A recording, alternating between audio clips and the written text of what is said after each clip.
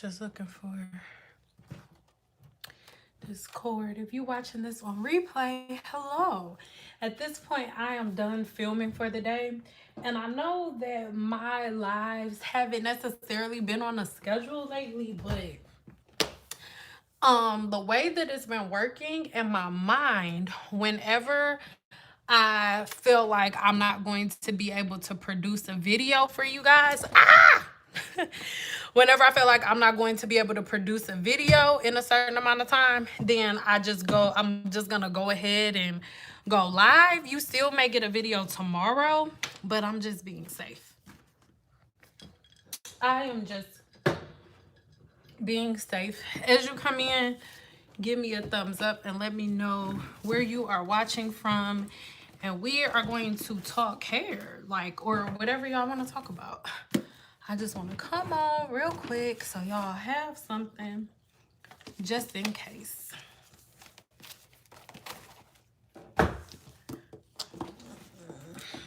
But I'm also trying to ask the question to figure out if whether or not you guys want me to do the video tonight. I'm real big on just energy. You watching from the UK? Hey. So we're gonna leave and come right back. Hold on, because I don't think it... One second, you guys, because it's not... I can't see nobody's comments or nothing. As you guys come in, drop your questions, and I'm going to begin answering them. As you come in, drop your questions, and I will begin answering them. But it's so funny because the last video, not funny, but the last video that I posted for you guys, we were talking about a lot of different hair myths, but one of the main myths that triggered a lot of people was aloe. So give me a 2 if you were triggered by anything that I said, or if you disagree with anything that I said in that last video.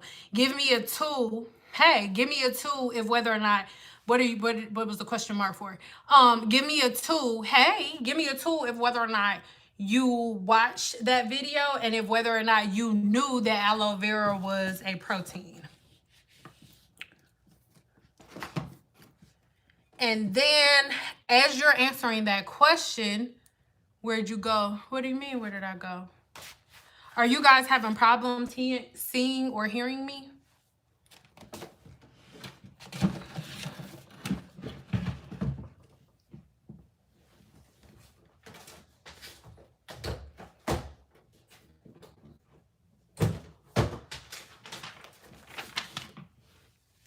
No problem? No. No. Good.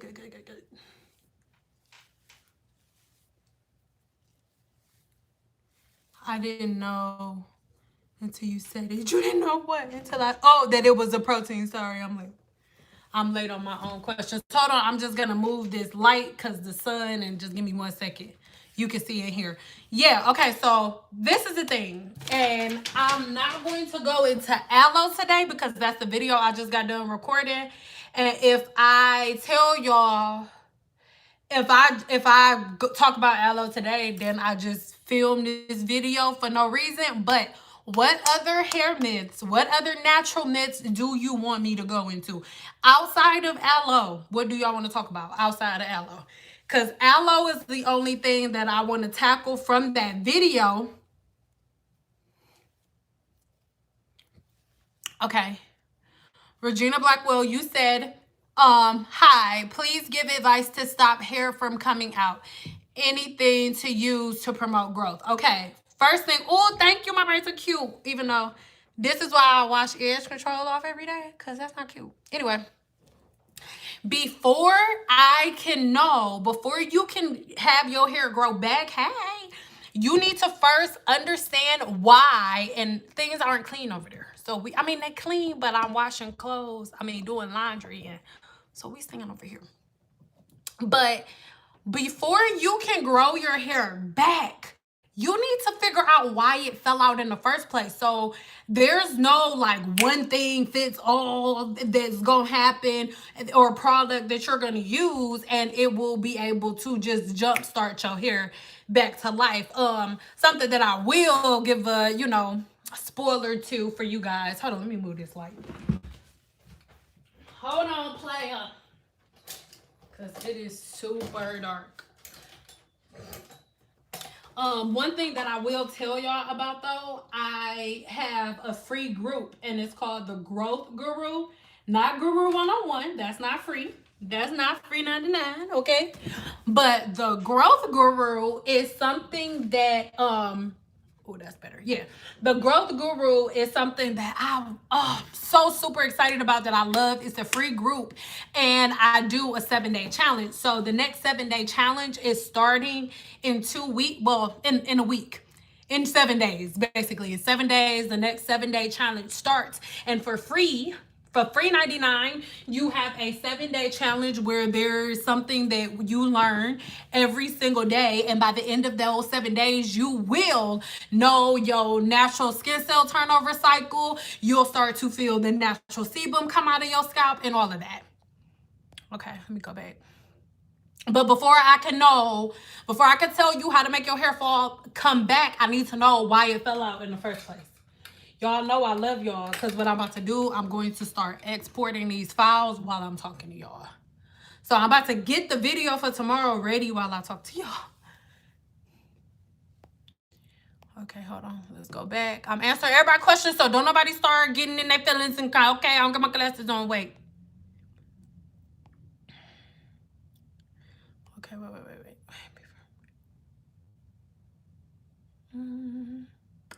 Okay, can you talk about, hold on, I'm just making sure. Okay, yeah, I'll just make sure I didn't skip nobody. Zella Diamond, hey, boo. Can you talk about if putting oil on hair before straightening fries the hair statement is true? Okay, so this is the thing. I think that the biggest problem with straightening hair and the arguments that everyone has is nobody knows what is happening to the hair on a scientific level when you are straightening your hair. But if you could understand what you are doing to your hair shaft scientifically, then we're not going to constantly be having all of these arguments. Now, first thing, there is a difference between a oil and a serum. When you go to a professional hairstylist is never using oil for a silk press, period. A professional cosmetologist, hairstylist, a professional only uses serum. There is a difference between a serum and a oil. So there are so many different videos on YouTube and even different product lines that have oils, or they teach you, okay, put this oil on your hair when you're getting a silk wrap. No.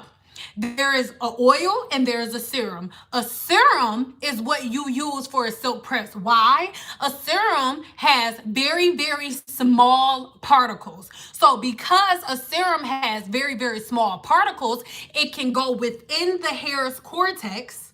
Okay, which is where the hair, your melanin lives and all of that stuff. Hair love. It can go within the hair shaft, and it also puts a protective barrier on top of the hair shaft that will not damage it. So a serum can not only put a protective coating on the hair, but it goes into the hair shaft to protect the protein that is in the hair, so you will not get heat damage.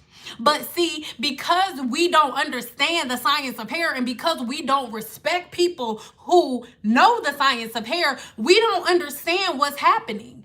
When a hairstylist is putting an oil on your hair, or when the hairstylist is putting a heat protectant on your hair, she's not protecting the cortex. I mean, she's not protecting the cuticle. She's protecting the cortex, because there are 3 different layers to the hair shaft. You have the cuticle, the cortex, and the medulla. But see, on YouTube, they don't know nothing. All a YouTuber knows about, if she has not been to cosmetology school or school to be a trichologist, dermatologist, or anything to study the human body, she is under the impression that the part that you need to protect is the cuticle, where in reality, the part that you need to be protecting is the cortex. So when you are doing a silk press, you're never using the oil, ever, ever, ever. So yeah, if you use a oil, it will fry the hair. But see, these YouTubers don't know what they're doing. They don't know what they talking about. And because they don't know what they talking about, they just telling y'all don't use oil altogether. But because they don't understand chemicals, because they don't understand the hair shaft, they don't understand to tell you don't use an oil, use a serum. Because now y'all all about to be real screwed up in the game, because your hair needs a protected. How can one say that you don't need a leave-in conditioner or a heat protectant before you put heat on your hair, but you know that you need sunblock or sunscreen before you go outside? Where they do that at? Does your hair shaft not need protection from the sun, but your skin does? Okay, next question. Hope that answered it.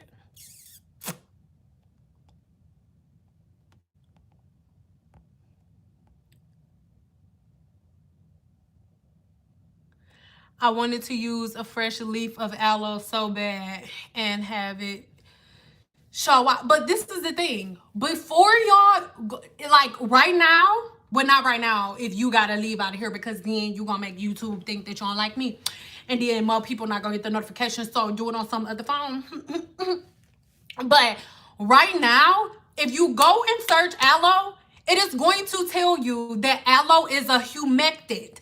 If you in here, because we got 80 people in here, so if you come to my live, you know that you get, a pre, one-on-one, whatever. I'll give like facts tomorrow.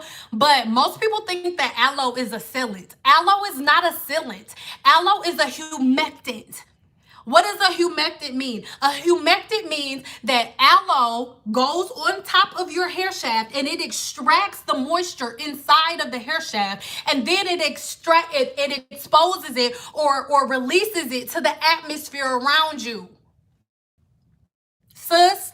So people who swear by aloe vera are also the same people who do the lock method, who are putting all of these different multiple layers on the hair shaft. So hell yeah, your hair feel good because you've already suffocated the cuticle, and then you went and put a humectant on top of it, which is all it's going to do is suck out the moisture that's there, so it kind of balances and makes it feel balanced to you. But the protein is still going to do what it does. That's all I'm going to say, because you're going to get a full aloe video tomorrow with way more detail than that. But that is why I want y'all to do your research. If you just simply Google, is there protein in aloe, it'll tell you. But nobody Googled it. I'm not being mean. Nobody Googled it. Everybody just, all somebody got to do is come online, and they have long hair, and they tell you that they use chicken coop boo boo on their roots, and y'all gonna put it on your hair.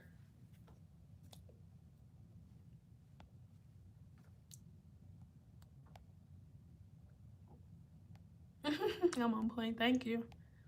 I have very, very fine hair. Is there anything I can do to thicken my strands? Again, I need to know why your hair is thin. How long has it been thin? Do you feel like it's something that you did? Did it just, it's so many different, I don't know. It could be, because we can definitely get it thicker. I have, in one of either my video tomorrow or the next day, I'll be giving y'all like real life results. There's so many different things I've been doing behind the scenes, but I'm really big on not releasing nothing until I have receipts. Like, what I'm going to release to you, I'm going to be like, okay, you can sign up for this. Look at the people who already signed up, who already did what I said. Look at their results and sign up if you want the same ones. That's how I like to get out. Nope, yeah, I know I have to be careful with the protein. I don't need my hair breaking off weeks later. Like, do your research. Just go, don't even take you. I'm not making nothing up. Keep in mind, I'm a herbalist. Look, I got herbs right here. Not only do I love herbs, right? I'm not getting up because I'm lazy. It's crystals every freaking where. Like, I'm just not getting up. But actually,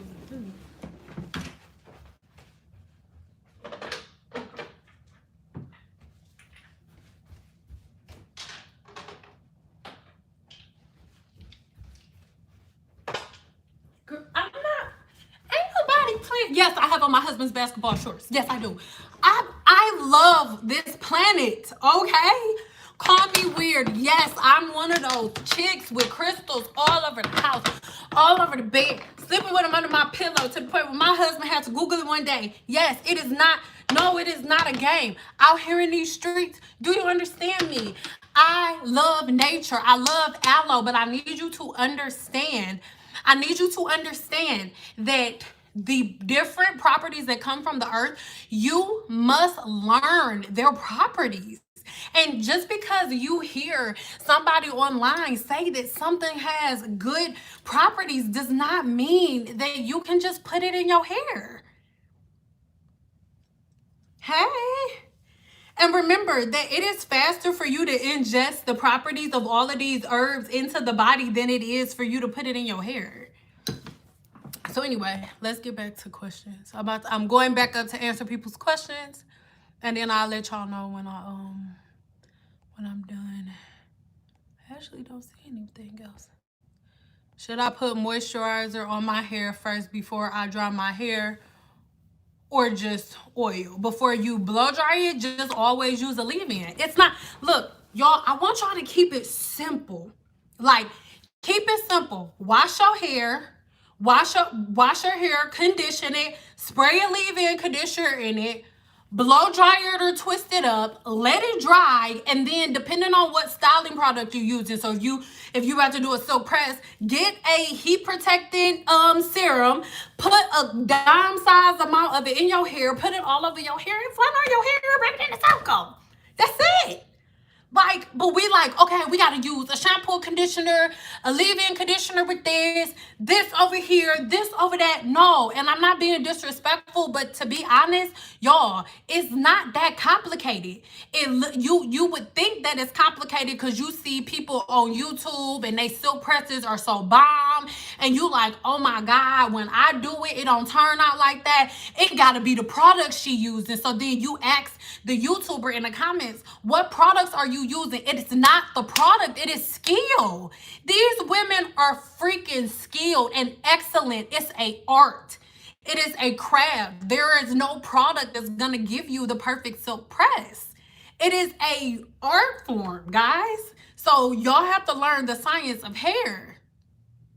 It's super easy. Just wash your hair, put conditioner, use a shampoo and conditioner from the same brand. Everybody stop trying to be a chemist. Use a shampoo and conditioner from the same brand. And with that same brand, if they have a shampoo and conditioner, they have a leave-in. So get a leave-in conditioner with them. And then just spray the leave-in in. Blow dry your hair, do your flat twist, let it dry, style your hair, call it a day. That's it. But y'all want to have 37 different products in y'all head, and y'all want to be using all of these different like home remedies that y'all saw online, and then all naturals cannot figure out why they can't retain length. Most of y'all can't retain length because y'all think that aloe vera is a leave-in conditioner. No, it's not. Aloe vera is not a leave-in conditioner. And this is the thing. And then I'm answering questions after this. And people gonna feel away about what I gotta say. I don't care. Because through every stroke, I have told y'all ahead of time. And every time I tell people something ahead of time, everybody be like, oh, she too aggressive. She too loud. And then later on down the line, about a year or so down the line, everything that I told y'all was going to happen pops off. And then y'all be like, oh, see, it helped them. What do I mean? Diva cuts. when Diva Cuts and Diva Curl first came out, mind you, this was years ago, I was telling everybody, don't do that. Don't cut your hair like that. Don't let them cut your hair like that. Don't use those products. It's alcohol based. Don't do this. But nobody listened. Now, here we go. Everybody suing the, what you call it? I can't even think of it. And I just said it. The Diva Cut. Everybody suing Diva Curl. Where when hairstylists told y'all way back when not to use Diva Curl products. Then after Diva Curl comes along, then everybody started using Monistat. Everybody started using coochie cream. Remember? Everybody started using coochie cream. And then hairstylists all over the America, all over the world, Craig, told y'all, stop using Monistat for y'all hair. Stop using that. It's going to break down the cuticle after a long period of time. It'll start giving you headaches. Whoop, whoop, whoop. Everybody called hairstylist haters. Ain't nobody want to listen. Then boom, what happened? I'm not done. Then rice water, okay? Rice water come along. I tell y'all, I almost called people hoes. I'm so sorry. I told people, oh, don't use rice water because rice water is a protein. It's a very harsh protein. And after a long period of time, your hair gonna seem long, but then it's gonna start thinning out. Your hair gonna start breaking out, falling off. And everybody was like, oh, you a bald head, bitch. You don't know what you're talking about because your hair relaxed. You bald head. You don't know what you're talking about. Yeah, I'm going off today. I don't know if I'm leaving this up, so take it. Oh, y'all, you bald head. You know what you talking about. You bald head. You a bald head. How? You rice water be making my hair grow. Now, all you see all over social media is rice water made my hair fall out.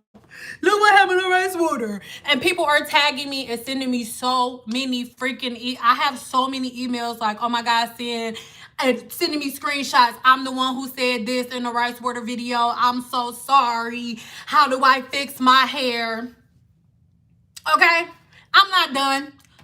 Then we go from rice water to Gina Curl. I got all these black women hit me up, sending me messages, calling me out of my name, like, oh, she a hater. Gina Curl is bomb. Now we got all of these videos surfacing with all of these black girls like, oh my God, Gina Curl messed up my hair and they all shaving their heads. So it's like, what the fuck, man? Yes, I'm cussing. I'm grown. I got my uterus cut open twice in a day. I'm feeling nice. I'm in a great mood. But God damn it, listen. Give me am I lying? I answer the question. That's not a rhetorical question. Am I lying? Am I being extra? Or did I pre-warn everybody about everything that I just said? And everybody want to argue and fight. And not just me. There are so many different YouTubers, Instagrammers, influencers that try to put y'all up on game ahead of time and don't nobody want to listen. And then everybody want to cry. No, I'm scared of that laying in her hair in the middle. Like, oh, fucking well. Get some damn fibers and sprinkle them in there. To ask Gina to curl it. Shit. Or the Dominicans. I love the Dominican women. Oh, girl, y'all are cute, okay? Women are beautiful. Girl, hello. So, I'm not hating on the Dominicans, but everybody like, oh, I'm going to go to the Dominicans. Now, everybody, oh, my God, I've been going to the Dominicans all this year, and I look at my hair. We are not about to act like victims. The black women, we are not about to be victims out here in these streets. No. You was right about rice water. I know I was. I know I'm is. And I'm not trying to be like, oh, I'm better than nobody. No, I am from the D, bro. And I'm used to people chin checking. Let me explain. This is about to sound so childish. It's about to sound like I'm playing. I am so freaking serious right now. You are about to think I'm playing. But this is the best way I can explain it. One of my favorite movies as a child was this. Everybody from the 313, put your motherfucking hands up and follow me. And then my favorite part is, well, I know something about you. You went to Cranbrook. That's a private school. So listen, let me explain. The reason that that's my favorite part, 8 Mile taught me that when you about something and when you in the public hour in any way, shape, or form, you gotta put your own shit out on Front Street so that way can't nobody say nothing. I am always ready for somebody to try to come and check me for something. So I am never opening my mouth and giving any type of information that I cannot verify or that I am not comfortable repeating in front of anybody else. That's why I am an open book online. If it's something about me that you don't know, it's because you have not watched the video yet. Period. So I said that to say this. Everybody that wants to argue about this stuff, look at the facts. Look at the facts. Where are the people who told y'all to do all of this stuff? Where are the people who told you to put rice water in your hair? Where are the people who told y'all all of these different things? What are they doing right now? Where are the people who turned y'all into product junkies? Are they still product junkies? Where are the people who taught y'all not to go to hairstylists? Where are they? I know they're all booking hairstylists. What do you mean? They're all booking hairstylists. I'm not like, oh, discrediting a YouTuber. I'm here on YouTube. I'm a YouTuber too. I'm saying everybody be real. Everybody be real. Keep it 100. I'm not being a smart ass. I really like this girl. I don't even want to say her name because it's a mixture of her video and another video. I'll talk about it in my daughter's video because I just did crochet braids on my daughter. But this is a person who has hundreds and thousands of subscribers and everybody follows her and she like, I ain't washed my hair in 2 weeks. So you guys are confused because you got people like me that's giving facts. Then you got people over here who names I'm not mentioning. You got people over here who go live and to discredit the people who are giving you facts for views and to make money. And then you got people who are just documenting their journey. It's nothing wrong with somebody documenting their journey. The problem is everybody treats people that are documenting their journey as a specialist on the journey. Like, just because somebody turned on the camera to document their hair growth process does not make them an expert at growing hair. She's just recording the process. But you know, all them people big chop videos. Like, this is the thing. First of all, there's no reason for anybody to, oh, y'all gonna get mad. I don't care. There is no reason for anyone to big chop. The only reason that anybody should big chop is if you plan to wear a wash and go every single day. And I don't recommend wearing a wash and go every day. Because there is no reason to cut your hair just because there is a different amount of protein in the ends than it is from the root. Because the only difference between straight hair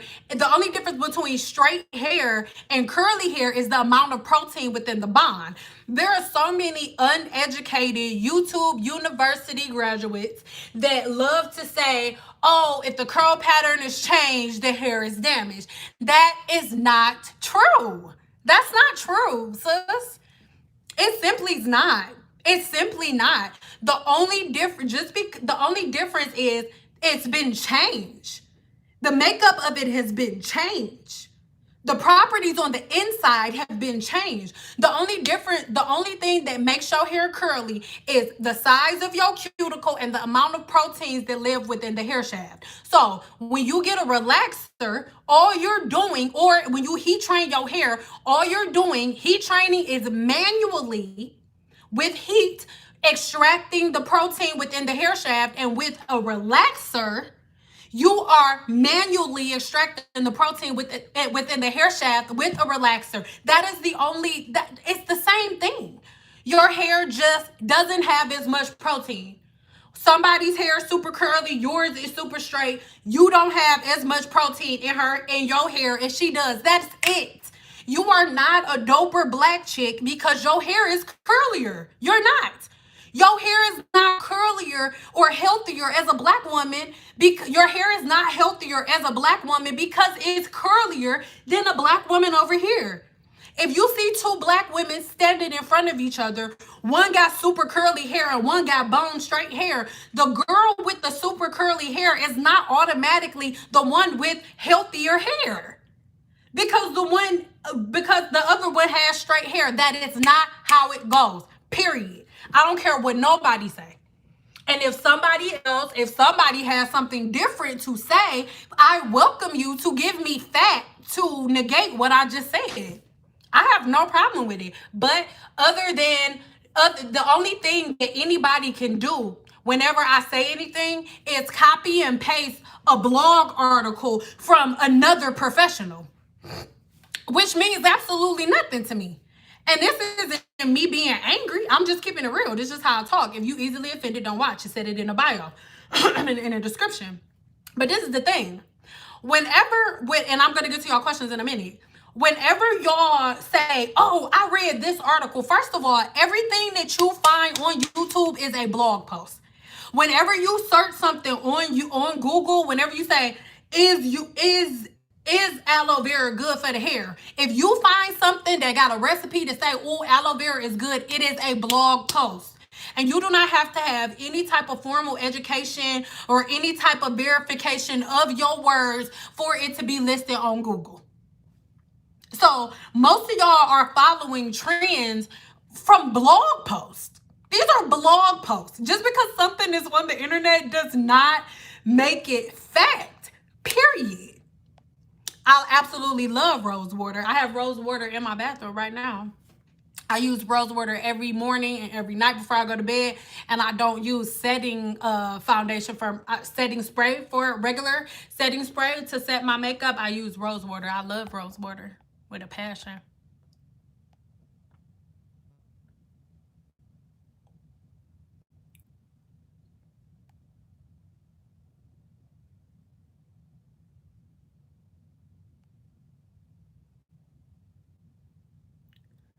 Shouldn't do wash and goes all the time. You should never do a wash and go. We learned when we were little not to walk outside with your pores open. So why do you think that your cuticle is your hair shaft's pore? So you don't walk outside soaking wet.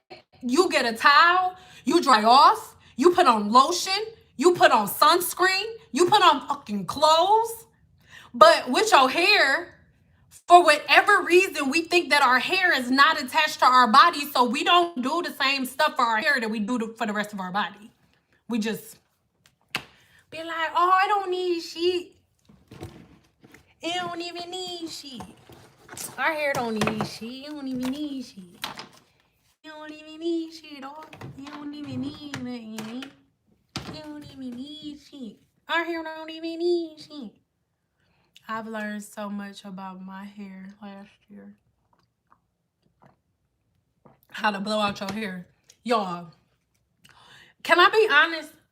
Like,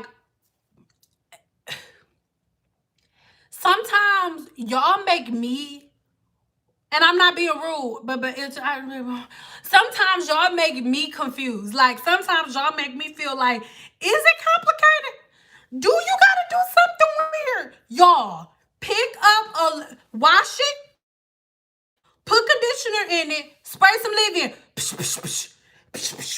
get a paddle brush and a blow dryer and just blow dry it, God. Lord, in the name of the Lord, oh my God, in the name of the Lord that came, Lord, in the name of the Lord that's already here that made us, in the name of the Lord, hello, in the name of our Creator, listen to me. It's all of the extra stuff that y'all do that is making your hair fall out. Blow drying, washing and blow drying your hair is so freaking easy. It's all the people that's like, oh, I let my hair dry 47% and then I'll dry the rest. Like, stop doing that. Do you only dry 5% of your ass and then put lotion on the rest? No. Dry your whole damn ass and then put come on, man. Come on, dog.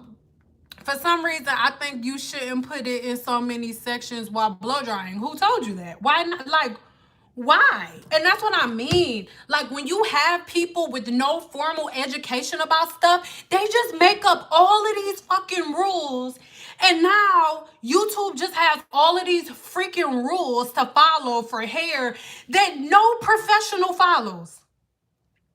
I've never seen a professional hairstylist have her client's hair dry 20% and then, okay, I'll finish blow drying it in an hour. Okay, go. Like, I've never seen a hairstylist search and destroy. Like, what the fuck?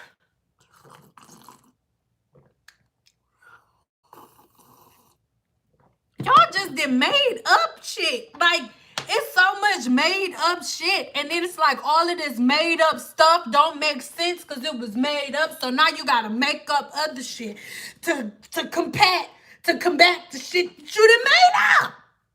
And all of it is dumb. That's why everybody confused, because it's all dumb. None of it makes sense because it's all dumb. It's stupid. It's dumb. Everybody wash their ass. Don't nobody want to wash their hair. And then can't nobody figure out why the hair won't grow. Everybody pack heavy things, block the cuticle and block the follicle. And your scalp need oxygen to grow. And your hair shaft need oxygen to stay strong and to maintain the elasticity. You need oxygen flow.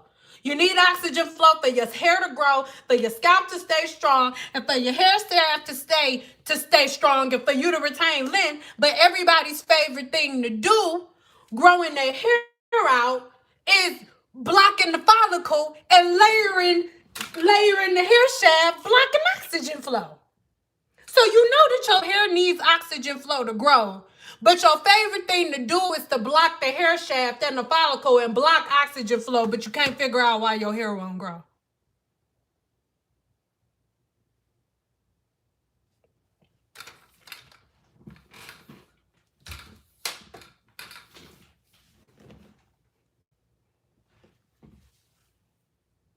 That's like somebody being choked and be like, oh my God, nigga, I think I'm about to die. I can't breathe.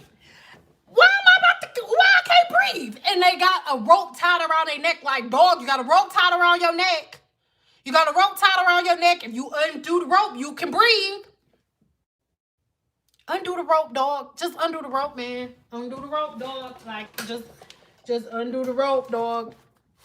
Just undo the rope, man. I don't know. Am I offending you? Give me a 2 if I'm offending you. Am I being mean? Tell me, be honest. You could be honest. I could take it. I'm grown. I ain't gonna block you. I won't even say nothing. Am I being mean? You could be honest. If I'm being mean, I'll calm down. I will. I promise. Oh, my mama.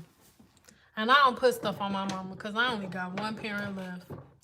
So if you say I'm being mean, I'm hurting your feelings, I'll calm down. I'm sorry. I'm just a real nigga out here in these streets sometimes. And sometimes I get a little carried away. I'm sorry. I'm his. Oh, y'all don't think? Oh, okay. Because I don't ever want you to feel like I'm attacking you. Because my aggression and my frustration is never directed at the people on my live. My aggression and my frustration is always directed on the people that have been pretending to be professionals. That's what annoys me because, like, for example, the video that I just made yesterday, or posted yesterday, braiding, the first thing I said in the video was that I'm not a braider and I don't know what the fuck I'm doing. But instead of women doing that, they're like, I'm a professional, my hair long, and I know everything, and you don't know shit. You don't know anything. You literally sitting up here telling women to grow, that they can retain length by putting acid on their hair. And then women can't figure out why their hair won't grow. And then whenever somebody like me come and say, stop doing that, you attacking me because people who don't know nothing about nothing telling y'all to do it. It's so irritating. That's where my frustration comes from. It's never It's never directed at y'all. It's at them. It's irritating as fuck because now everybody who has y'all confused, they all went to a professional. They like, I don't know what the fuck I'm doing. Let me go to a professional. And they like, I quit the natural hair community. I don't want to make videos no more because light skinned girls took it over. I'm done. And then y'all all out here just 5 minutes away from being bald head skittle diddles with no hair in the middle, bald head Humpty Dumps with no hair in the front, scallywags with no hair in the back. And it's ridiculous because the people who got y'all as the scallywags with no hair in the back, they done went to hairstylists. They done left y'all on your own. They done went to the same people they turned y'all against. They turned y'all against hairstylists and got y'all talking shit about hairstylists. Y'all done left y'all favorite ones talking mess to them. Now they go to the hairstylist that you was talking shit to. Or they going to school to be hairstylists. Y'all, ooh, church. Ooh, church. Ooh, church. Hey, church. How you doing, church? Hey. So we need to do the white girl method. I don't know what that means. I can't believe that in 2021 women still don't understand the difference between combing and detangling. Girl.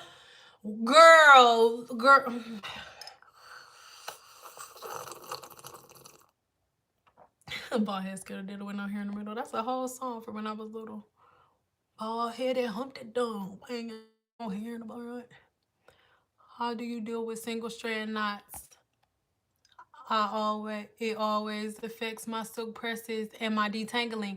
Single strand knots are split ends. The only way to treat single strand knots is to cut them off. Single strand knots are split ends. There is no way to get rid of them. And the more you hold on to them, they're going to continue to split. And then you will have to eventually shave your entire head. Sorry.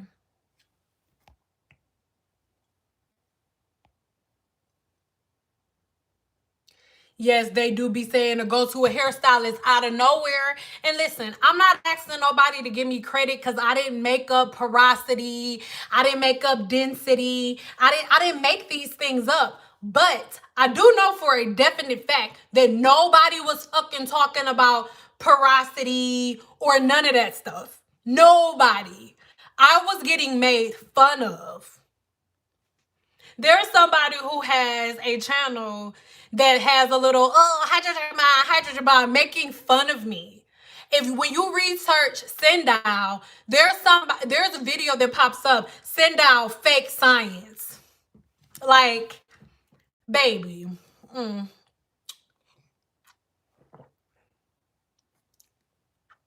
She used apple cider vinegar on her. Listen. And the thing is, everything in history is recycled. Apple cider vinegar is not new. Aloe vera is not new. All of these things have their own properties. I am a herbalist. I am in love with herbs. I study herbs like nobody's business. I have almost every herb that you could possibly think of. My herbal book is sitting right here in front of my face. I can recite to you at least right now, I'm only at 275 different herbs I can recite to you by name. I can spell them, tell you their properties, how to use them, how to extract them, all of it. Right off the top of my head. Aloe vera's bomb. Rice bomb. Rice milk, oh baby, one of the most amazing protein treatments you will ever have in your life. But rice water and rice milk are two completely different things. The rice is in a bowl. But people prefer listening to YouTubers. So, doesn't have anything to do with me. Density and porosity also depends on what sort of climate and water you're around. That's not true, love. If you are not properly protecting your hair, the water that you use, for example, I'm in Las Vegas, Nevada, so if I don't have a water softener on my water, then I can damage my hair long term. But the water and the climate only affects your porosity if you're not using heat protectant or a leave-in conditioner to protect your hair from the elements. But your porosity does not change based on your climate unless you allow the cuticle to be damaged by the atmosphere. So it's not true. I believe you on aloe because I continuously use it and now my hair is snapping off. You have protein overload. What do you think about the curl stylists that charge people $300 to do wash and goes while working on wet hair this week? Is you know exactly what I think about it, and I'm not going into that. This is my thing because I'm a businesswoman. So I'm going to say this and only this.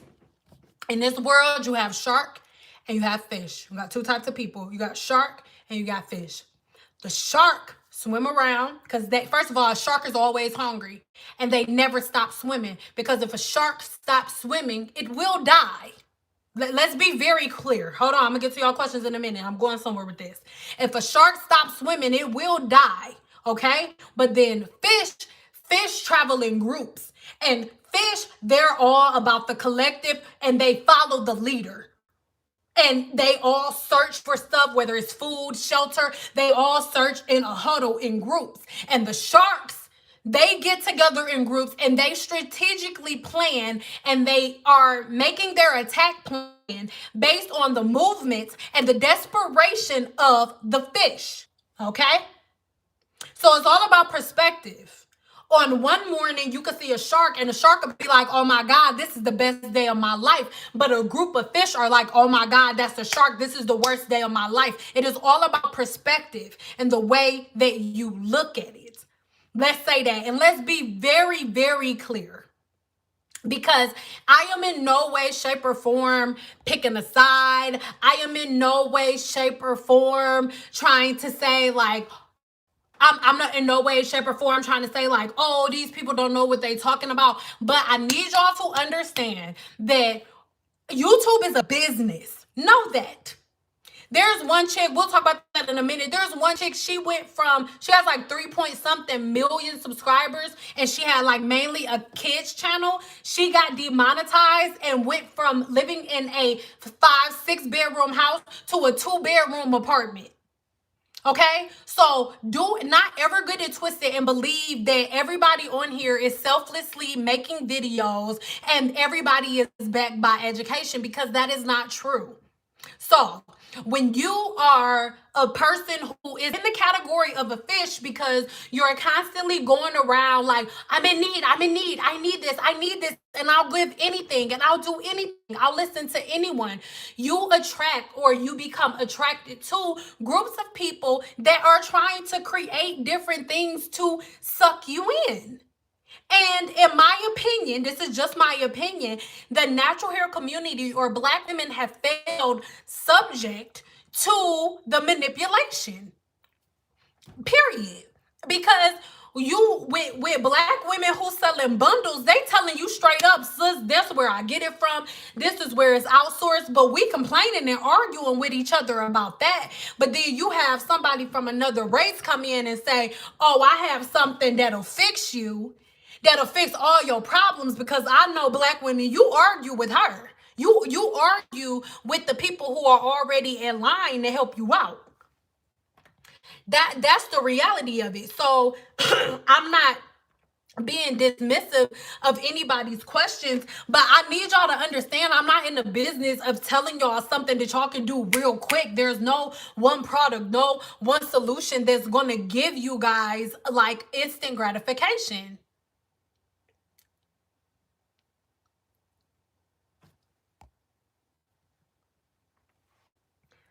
What does heat protecting do when dealing with climates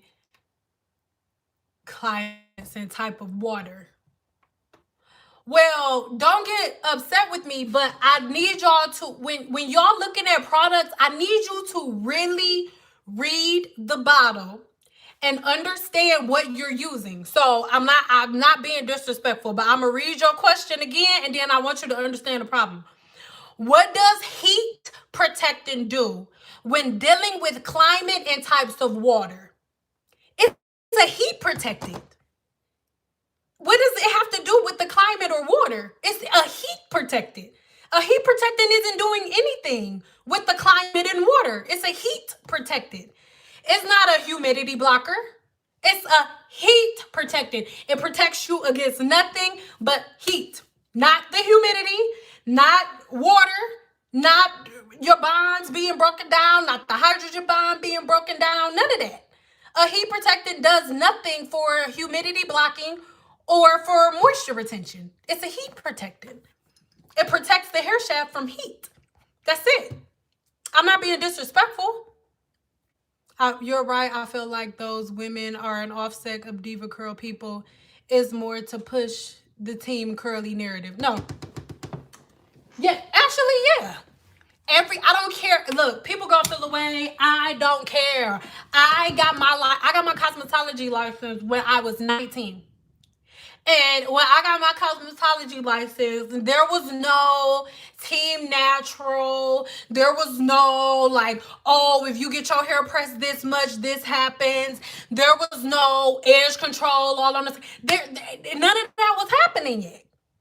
It was not until the Team Natural movement took off that Diva Curl came in. People gonna have a problem with this. I don't care. This is what happened. Sorry, professionals. The Team Natural thing came out, right? Diva Curl came out. Hairstylists everywhere was like, no, that's an alcohol-based product. That's not a black hairstylist. That's a white girl. Don't do that. She don't know nothing about black hair. That's a white girl. And then black women everywhere call black hairstylists a hater. I don't care who feels the way about it. This is what I lived. I'm not telling you nothing I read online. I've been doing hair for 14 years. This is what happened. When Diva Curl came out, and I'm sorry, when the Team Natural, not Diva Curl was not first. When the 4C, 4B, all that shit is what started it. Okay, let's keep it 100. When somebody found out about Andre Walker's curl typing chart that was made in 1990, 4C, 4B, a YouTuber made a video. That video went viral. Anytime something goes viral, even when you sign up to take YouTube courses, they teach you if something goes viral, make a video off of it, right? So when the 4B, 4C thing went viral, all other YouTubers was like, oh, I can go viral with this too. So everybody else started making 4C, 4B, 4A, 4 whatever videos. Supply and demand, shark and fish. So everybody watching YouTube falls in the category of fish. Sharks are the ones who saw, oh, 4C, 4B, here's my opportunity. Okay? So in the midst of 4C and 4B coming up, Diva Curl products came out. Any hairstylist that's watching this gonna know that I'm not lying. In the midst of 4C, 4B, and all of that taking off, Diva Curl products were released. Okay?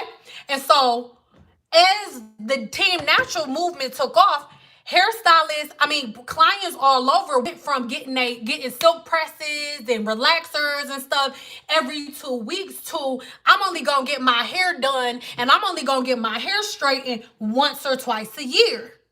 So hairstylists that didn't already have something to pivot with, or hairstylists who had a majority of clients that were looking at social media fads and stuff like that, they had to get their bottom line. So then they started doing diva cuts. Diva cut salons start popping up everywhere. Diva cut salons were the salons that women went to get their hair cut wet. Come on. And hey, we have 178 people in here, but only 72 thumbs up. And I'm doing a lot of talking. Give me a thumbs up. Now, so hairstylists needed to put a cap on their bottom line, because hairstylists, remember, you got clients coming every 2 weeks, and let's say even if 25% of your clients say, you know what, I'm not straightening my hair anymore. From now on. I'm only going to do natural, right? I'm only going to do natural styles. Then you are going to lose a pretty big amount of your clientele unless you can figure out a way to service them meantime. So then here come Diva Curl. So the same white chick who everybody's suing now, The same white chick that everybody is so, oh my God, Diva Curl broke off my hair.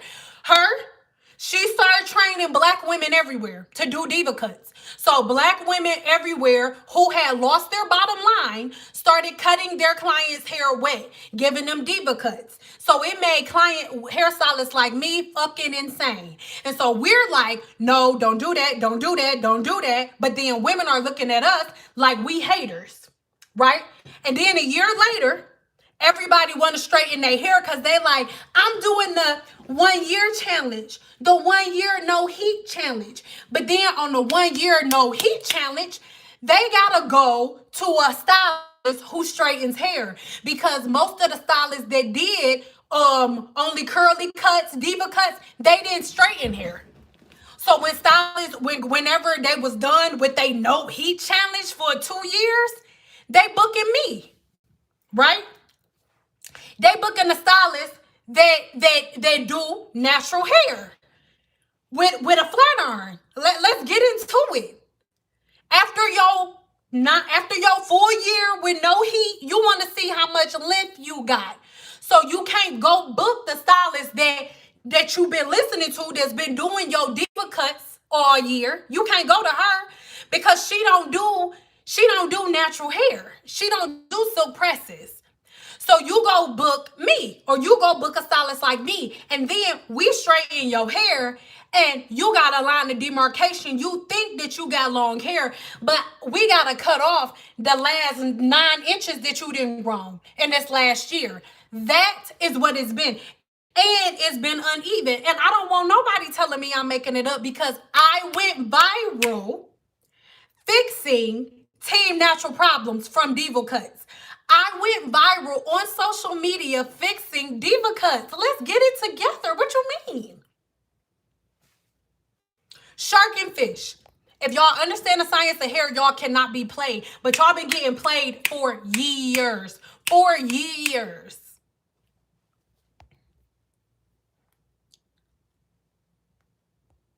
How often can you professionally get a silk press? I'll only let my clients come once a month. Because if you go into a professional that does it right, your silk press, like, okay, my clients with the super long hair, they silk presses used to last them a month. I used to be like, bro, if y'all do not come in and get y'all hair washed, or if y'all do not wash y'all hair, but, excuse me, my silk presses, and this is fact, my silk presses would last 3 weeks. And then when it was time for them to wash their hair, they would do natural styles for a week, and then they would come back for their silk press that following month. So once a month.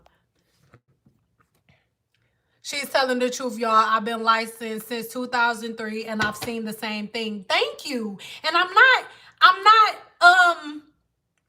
blowing smoke or anything. It's frustrating to me because I've been doing hair since I was 19. I'm going to be 31 years old. And I've been here through all of these different fads. Through all of them. I've been here through the rise. I was on social media through the rise of YouTubers, through the rise of social media, through the rise of hairstylists don't know what they're talking about. I don't need to go to no shop. Everybody been like, F hairstylists, I don't need to go to no shop for the last 9 years. How long will silk press last at high humidity? That, I'm glad you asked that question. That's the area where I know that people take it down a notch. You can get out. Cause this is my house. Do you come over? Do you come over? I'm about to start blocking people. Do you come over other people's house? Can you walk in somebody's house and be like, you are so loud, be quiet? No, you can't. You in my house. If I'm too loud, get out. Like, where they do that at?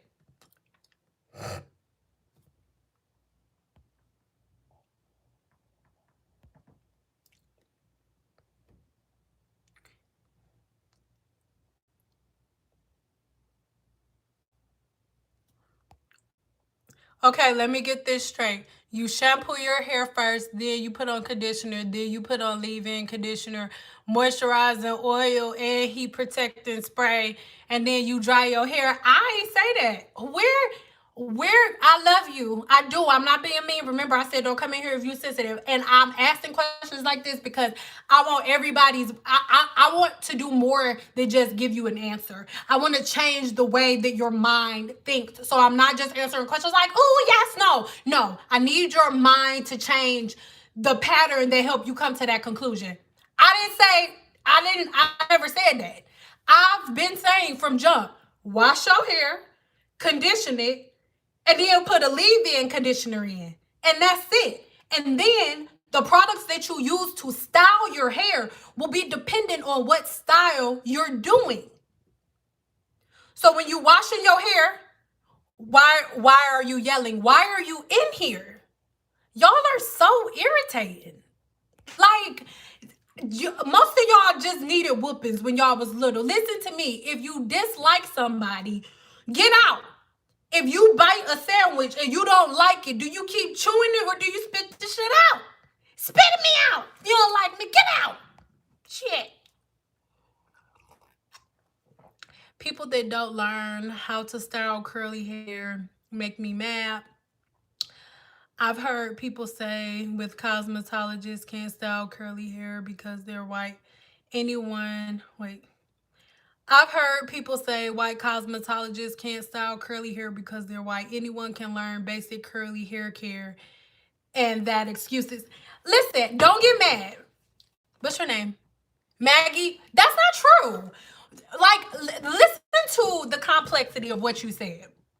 So you expect a white woman who doesn't have any hair, any curls in her hair whatsoever to know how to master curly hair, and most black women don't even know how to do their own hair? And the thing is, because people look at professionals online, you look at something at face value, you watch a video for 30 minutes or you watch videos for a couple of hours, binge watch a couple of YouTubers, and then think that you know everything about the field of cosmetology. All you learn in cosmetology school is how to pass state board. I did not learn one thing about African American hair. I'm sorry, not African American. I did not learn one thing about curly hair in cosmetology school. So let's stop acting as if like white women, oh, you have to learn this. Most black women don't even know how to do their own hair. So why does a white woman have to learn how to do every texture and every race of woman walking the face of this earth? Every hairstylist does not have to specialize in everything. You have hairstylists that only do natural hair. You have hairstylists that only do relaxers. You have hairstylists that only do pixie cuts. You have hairstylists that only do color, that only do braids. A cosmetologist does not have to specialize in every area of hair care. And again, most black women don't even know how to do their own hair. So why do women constantly put people on a pedestal that they cannot even reach themselves? Why do you expect all of these people of different races to know you, but you don't even know you? You don't even know how to do your hair. You don't even know how to do black women's hair. So why do white women have to know how to do it? You do not learn how to do black hair in cosmetology school. There is not one thing that I teach you that I learned in cosmetology school. Let's be clear. Cosmetology school teaches you what to do and how to get the license for your state, period. They don't teach you how to build a clientele. They don't teach you how to grow a business. They teach you to go straight from cosmetology school to working at Supercuts or to working at Great Clips or to work at JCPenney's. They don't teach you nothing. How did you learn? I've spent hundreds and thousands of dollars. That's how. Yeah, thousands of dollars on my education. In the midst of me spending money on my education, my booth rent has been about $400 a week for the last since I was like 23. Yeah, since I was 23, my booth rent been at least $360.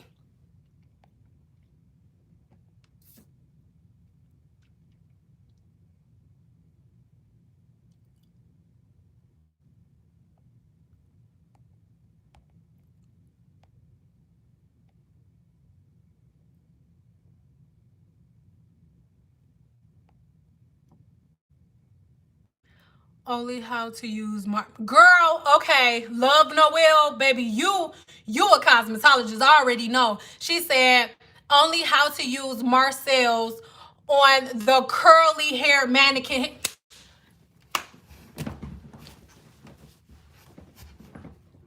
That's all you learn in cosmetology school. Peep this, peep game. Let's be very clear. People be like, oh, Cyn, you know so much. You should be a cosmetology instructor. Baby girl, let me explain something to you. You know how they pay teachers? That's how they pay teachers in cosmetology school. Dear, y'all are under the misconception that you have to be some type of masterful cosmetologist, that you got to be this freaking genius to be a cosmetology instructor. In the state of Nevada, you only have to be a licensed cosmetologist for a year to be an instructor. I didn't even know what I was doing or how to run my business until I was doing it for at least 5 years. 4 or 5 years. But you can be a cosmetology instructor straight out of school. When I was in cosmetology school, I taught the straightening module. Y'all know that ISO Plus, please give me a 2 if you know what I'm talking about. It's in a white bottle and it is ISO Plus, and it got like a orangish yellowish writing on it, and it's a pressing cream, and it's like orangish like yellow. For the module, for the Marcel module, I swear to God, I got some shea butter right here. I swear to God, she picked up some about this big and put it on her hand. And I'ma say the piece of hair was maybe about this big. And she was about to go like this. She was about to put it on the hair. I was like, no, no, no, no, no, no, no. You don't do it like that. And I taught my entire class how to use a Marcel iron. Please don't ever in your life think that the reason that I know what I know is because I went to cosmetology school. No, I've spent hundreds and thousands of dollars on my education and on my brand.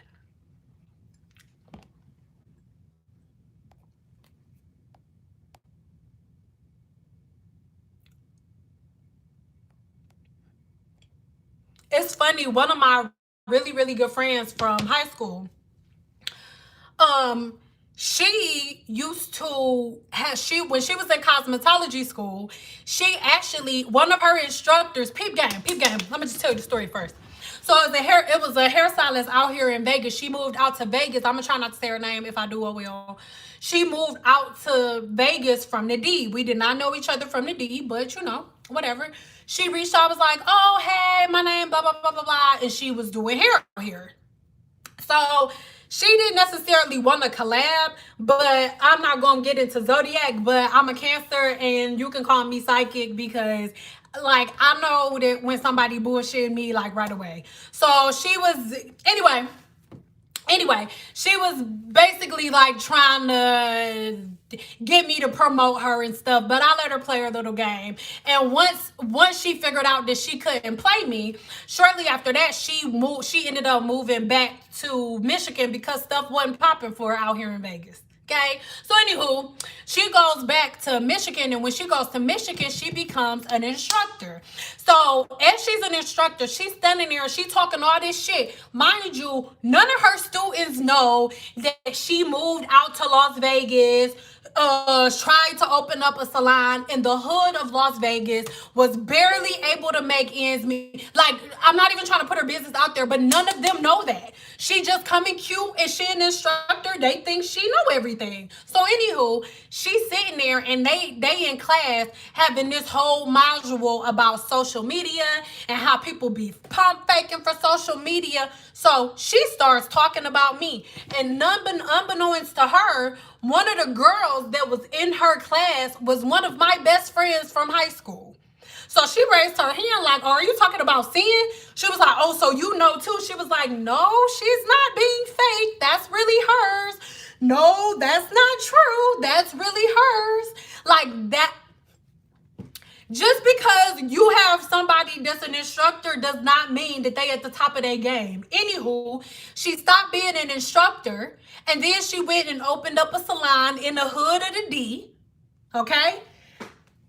Yeah, and we're not even gonna go into the rest of it. But just because somebody is an instructor does not mean that they mouth is no prayer book. Let's know that. Guru 101 in the house, Cyn. We got you, girl. I love you. Thank you. I love my Guru 101 members. For those of you who do not know, the Guru 101 is a platform that I have personally I'll show you guys. It's 112 likes in here, but 205 people.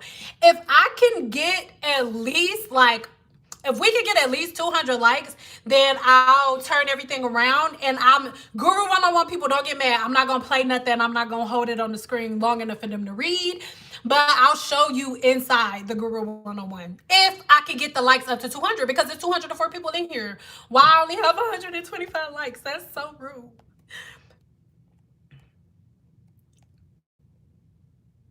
You had typos. Okay, wait. I want to see your rant, boo. I'm sorry, boo. Let me see.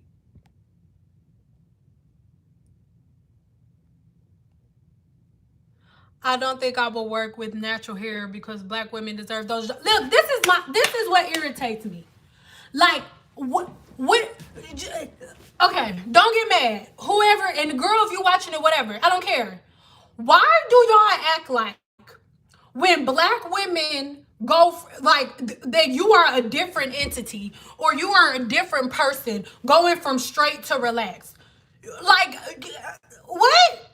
Like, what are you talking about? Like, black women need those jobs, the natural hair. Listen, the jobs will always be around for black people. You cannot take a black woman's job if black women begin to educate themselves on the proper hair care. Like, there is no difference between relaxed and natural hair.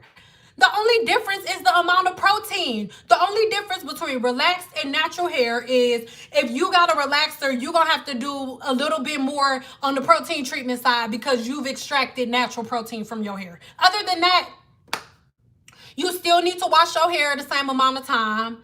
You still need to trim your ends. Like, you are not a different form or a different entity because you have curly hair. And if women can understand that you are not a different entity or a different form because you have melanin in your skin or because you have a lot of protein in your hair shaft, it's annoying. It's annoying that the woman at the top of the food chain thinks that she's at the bottom of the food chain because she's at the top. A black woman is not less than because her hair is curly. I have more than you. I'm not being disrespectful. That's what it is. I'm not lacking because my skin is darker than yours. My skin is darker than yours because I have more melanin in my skin than you do. Yes, your light eyes are beautiful, but your light eyes are not better than mine because they're light. My eyes are darker than yours because I have more melanin in my eyes. What you mean? You're not better than me because your hair is straight. I have more protein in my hair shaft than you do. I have more. I have more. I'm not lacking. As a black woman, you're not lacking. You have more. And so much is given, much is required. So black woman, no. You can't only wash your hair once a month. You have more. There's an imbalance around the world because the head thinks that she's the fucking tail. I am not the tail, I'm the head. What you mean? I was born with the ass you go by. What do you mean? I'm not the tail, I'm the head. What you mean?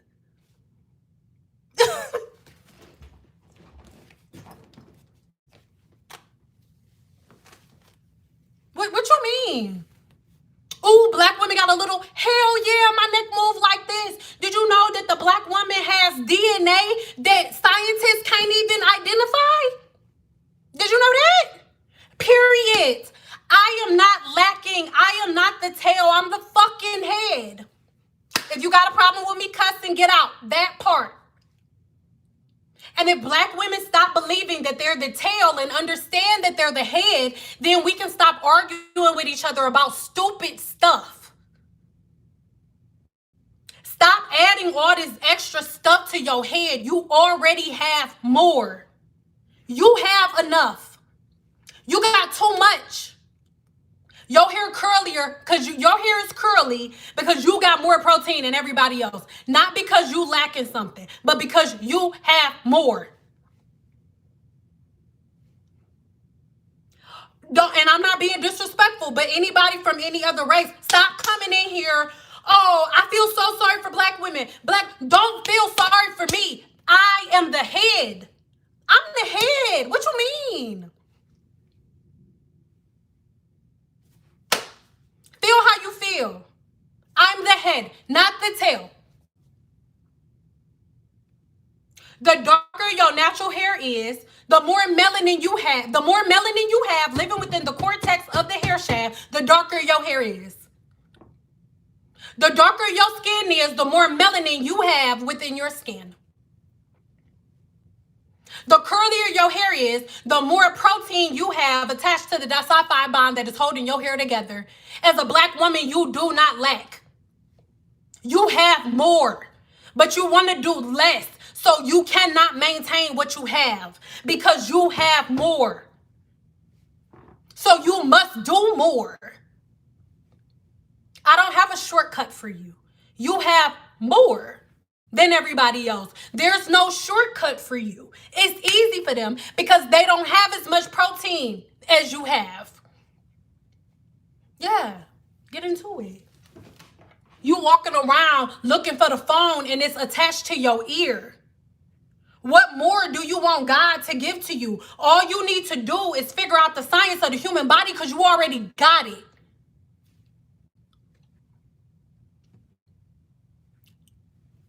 You got options. Other races, and I'm not downplaying nobody else.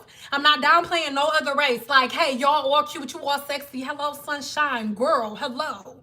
But everybody walking around like, oh my God, I gotta change my curl pattern. Why my hair don't do this? Why my hair don't do that like them? Do you know that for every insecurity that you have, everything about yourself that you don't like, that you think is an insecurity, it's a woman that don't got what you got that want it?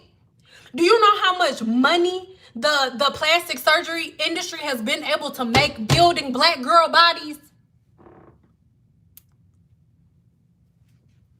But you think you lack? Interesting. So don't try to make me feel like, oh, like it.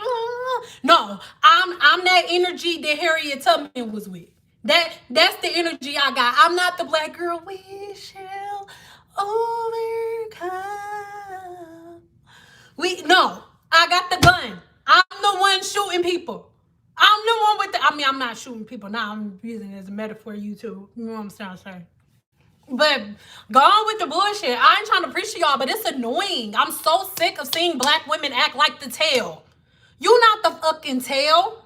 You the head. I'm not being disrespectful. If y'all want to go buy ass, go buy some. Because let me tell you something. If I didn't have as many cakes on the menu as I had, I would go buy me some cake. Do you understand me? I'm not tripping. But the thing is, I'm not going to keep feeling like I'm less than or like I have to change something or edit something about myself when the rest of the world is spending everything that they got to become me. So you're not going to make me feel uncomfortable being who I am when people go viral mocking me and turning themselves into me. That's what we're not going to do. That's what we're not going to do. And black women as a whole, if y'all can just learn the science of the human body, and then once you learn the science of the human body, apply it to your own life and to your own rituals and routines, you'll be good. But the majority of black women believe that they're the tail and not the head, and that's a personal problem. I'm taking some questions now. I'm just starting this upload. Sorry that y'all had to hear my rant. Sorry. Give me a 2 if you still my friend. If you still my friend, give me a 2 if you still my friend. Give me a 2 if you still my friend.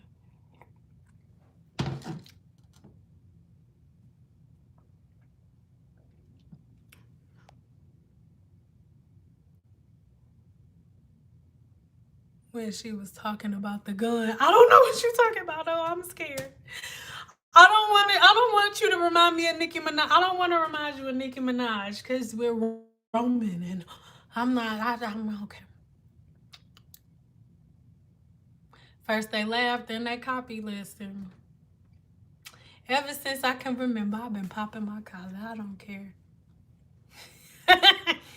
Yes, I'm the head, not the tail. Never first, never last. What do you mean? What do you mean? I'm not gonna, and you can take it as arrogance, take it however you want. But when a black woman in her excellence walks in a room, everybody's like, oh my God. What you mean? Don't get mad when I say this. I promise we're gonna change the subject. But I'm sick of everybody. This is for black women. If you take offense and you're not real, whatever. Everybody wanna, oh no, black women aren't this. Stop playing with me. I got proof that everybody loves a black woman and the essence of a black woman. And if you disagree, kiss my whole ass. You understand me? You understand what I'm talking about? You kiss it. You understand what I'm talking about? And this is what I'm talking about right here. Y'all know them what you call them things? Them Amazon leggings. Nah, don't nobody care about ass, right? Don't nobody care about no black girl. Don't nobody care about no black girl body. Ain't nobody trying to tell no black girl body. Don't nobody care about no black girl ass, right? But then all over the little TikTok.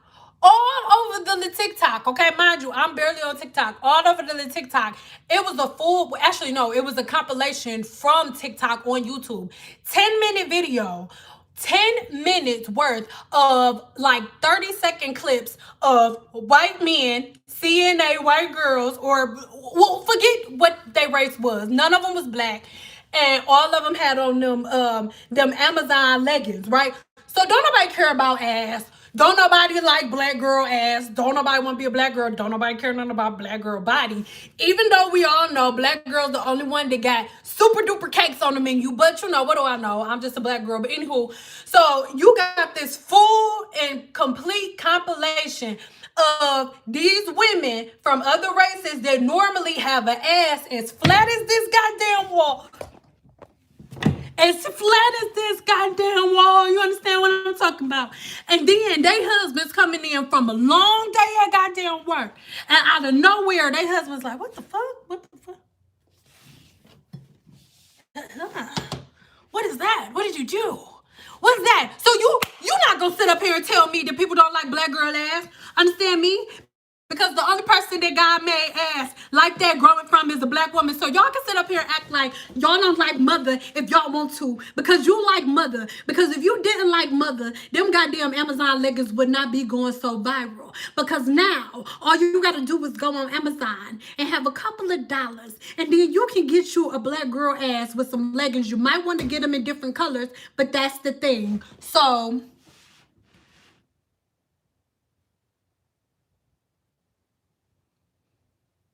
I'm just saying.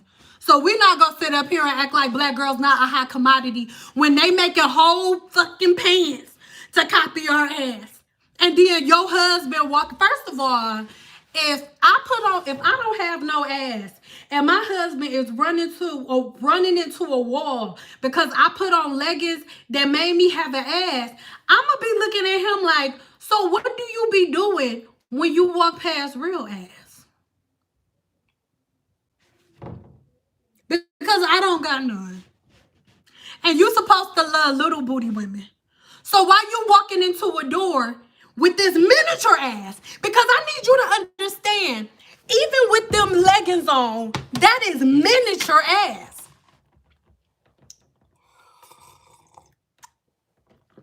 That's a little miniature ass. That's a little cuff butt. That's like the bottom of one of my cheeks. On God. I'm not even being disrespectful. I'm just being honest. We just being real. It's them little leggings, that little butt cuff, that's about the bottom. It's just water. Swear to God. I'm high on life. It was just a little cuff. That's the cuff of the little lift that they get. Like, okay, for example, my ass don't got nothing on country ass. Atlanta ass, let me tell you something. That little lift y'all getting there, I love you, Susie, and y'all. But the little cuff, little shit y'all getting from them leggings, and let me tell you something. That's not even the bottom of the right cheek, of a woman from down south. For example, what's the first ass that just popped up in my mind? Don't get mad at me. Don't get mad at me. I'm not gonna say her name. I'ma just say Destiny's sister. The one she lived with. Let me tell you something. Hey, all that ass that woman got, them little jeans, them little itty bit, them little leggings, that's like the left side of the bottom of the left cheek of her ass is the lift that you get in them leggings. I'm just saying. So I'm done with this part. We're gonna take questions now. Bottom line of this conversation is Black women know that you are the head and not the tail. You got these white men bumping in the walls because their wives just got loose. You just got little toot lift.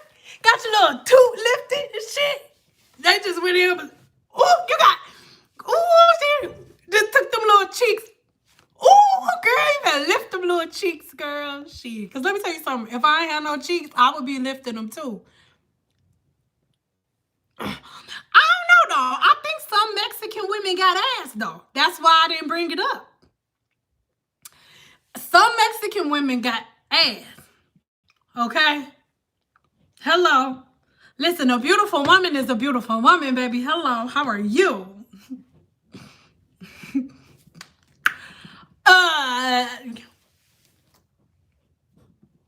I've been in Vegas for a while. Okay? And Maria and them be having some fat asses, too. I'm just saying. Let me tell you, okay, I'm not going to say her name. Mom, I'm not going to say her name. So, one of my mom's friends, right? And she Mexican? She not Mexican? I don't know. It was some type of colonization. I thought she was some, I don't know what I thought, but she was a white lady. And she don't have no work doing. And granted, she is, thicker. But goddamn it, whatever chicken she been eating, it all went to one spot. I was like, and I told her, I was like, you got a fat ass for a white girl. Can't go on with the bullshit, girl.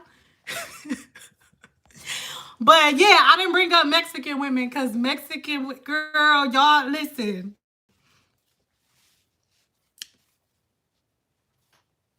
Claudia be having the fat ass too. I don't think that's a Mexican name, but that's the first thing again. Can I borrow some cheeks? Someone please. God left me out. Help a sister out. I'm sorry. I don't know.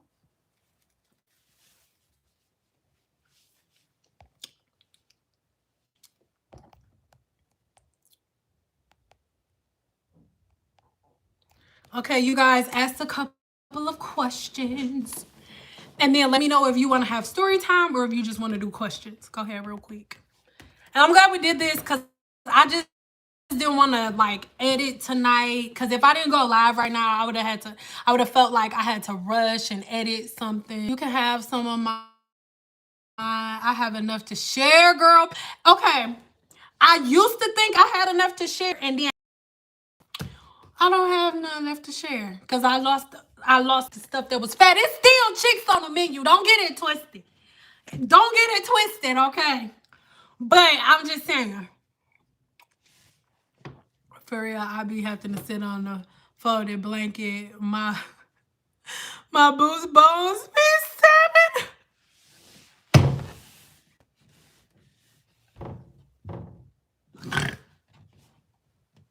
I'm sorry. I didn't mean to laugh. Okay, the only reason I'm having this reaction is because I've always had that question, like, if your booty flat, do it hurt when you sit down? You playing? It don't hurt when you sit down. Stop. Please. No, if it do, please. I'm so sorry. Do I like flaxseed gel? It's okay. Yeah. If you healing and you don't need to laugh, why do you want me to do a story time? No, because then I'ma feel bad the whole time. So no.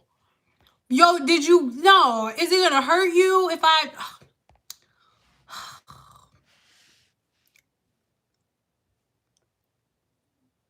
Nah, boots. ever sit on a wood store? It hurts. I'm doing my donkey kicks. Oh, no, stop. I'm not laughing. I was coughing.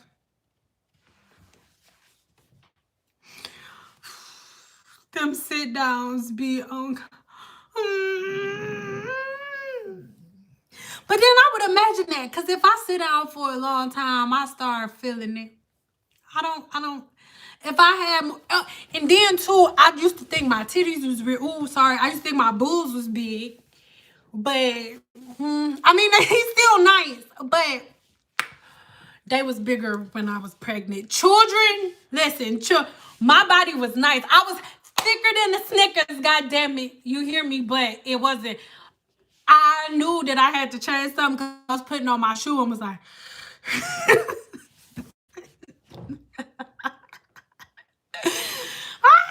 I told my husband I knew it was time for me to lose weight because I had walked downstairs and I just put on my shoes. I was like, nigga.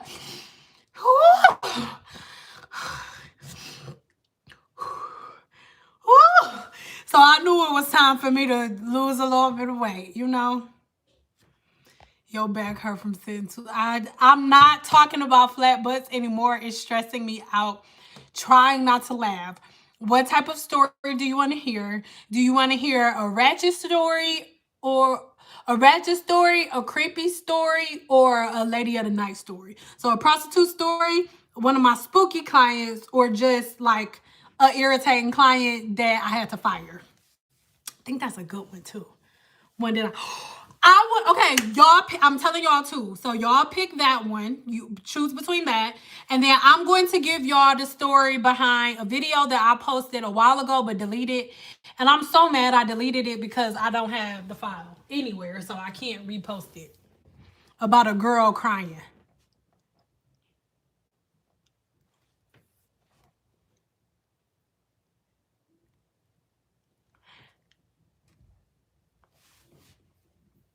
So I'm automatically giving you a client I had to... Well, just a minute. Let me see. Lady of the night. There's a pencil. I'm not getting one. Moderators, can you count and tell me who wins? I feel bones when I sit down. Stop. Stop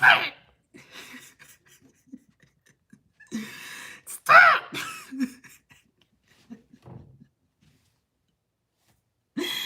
It's too much for me.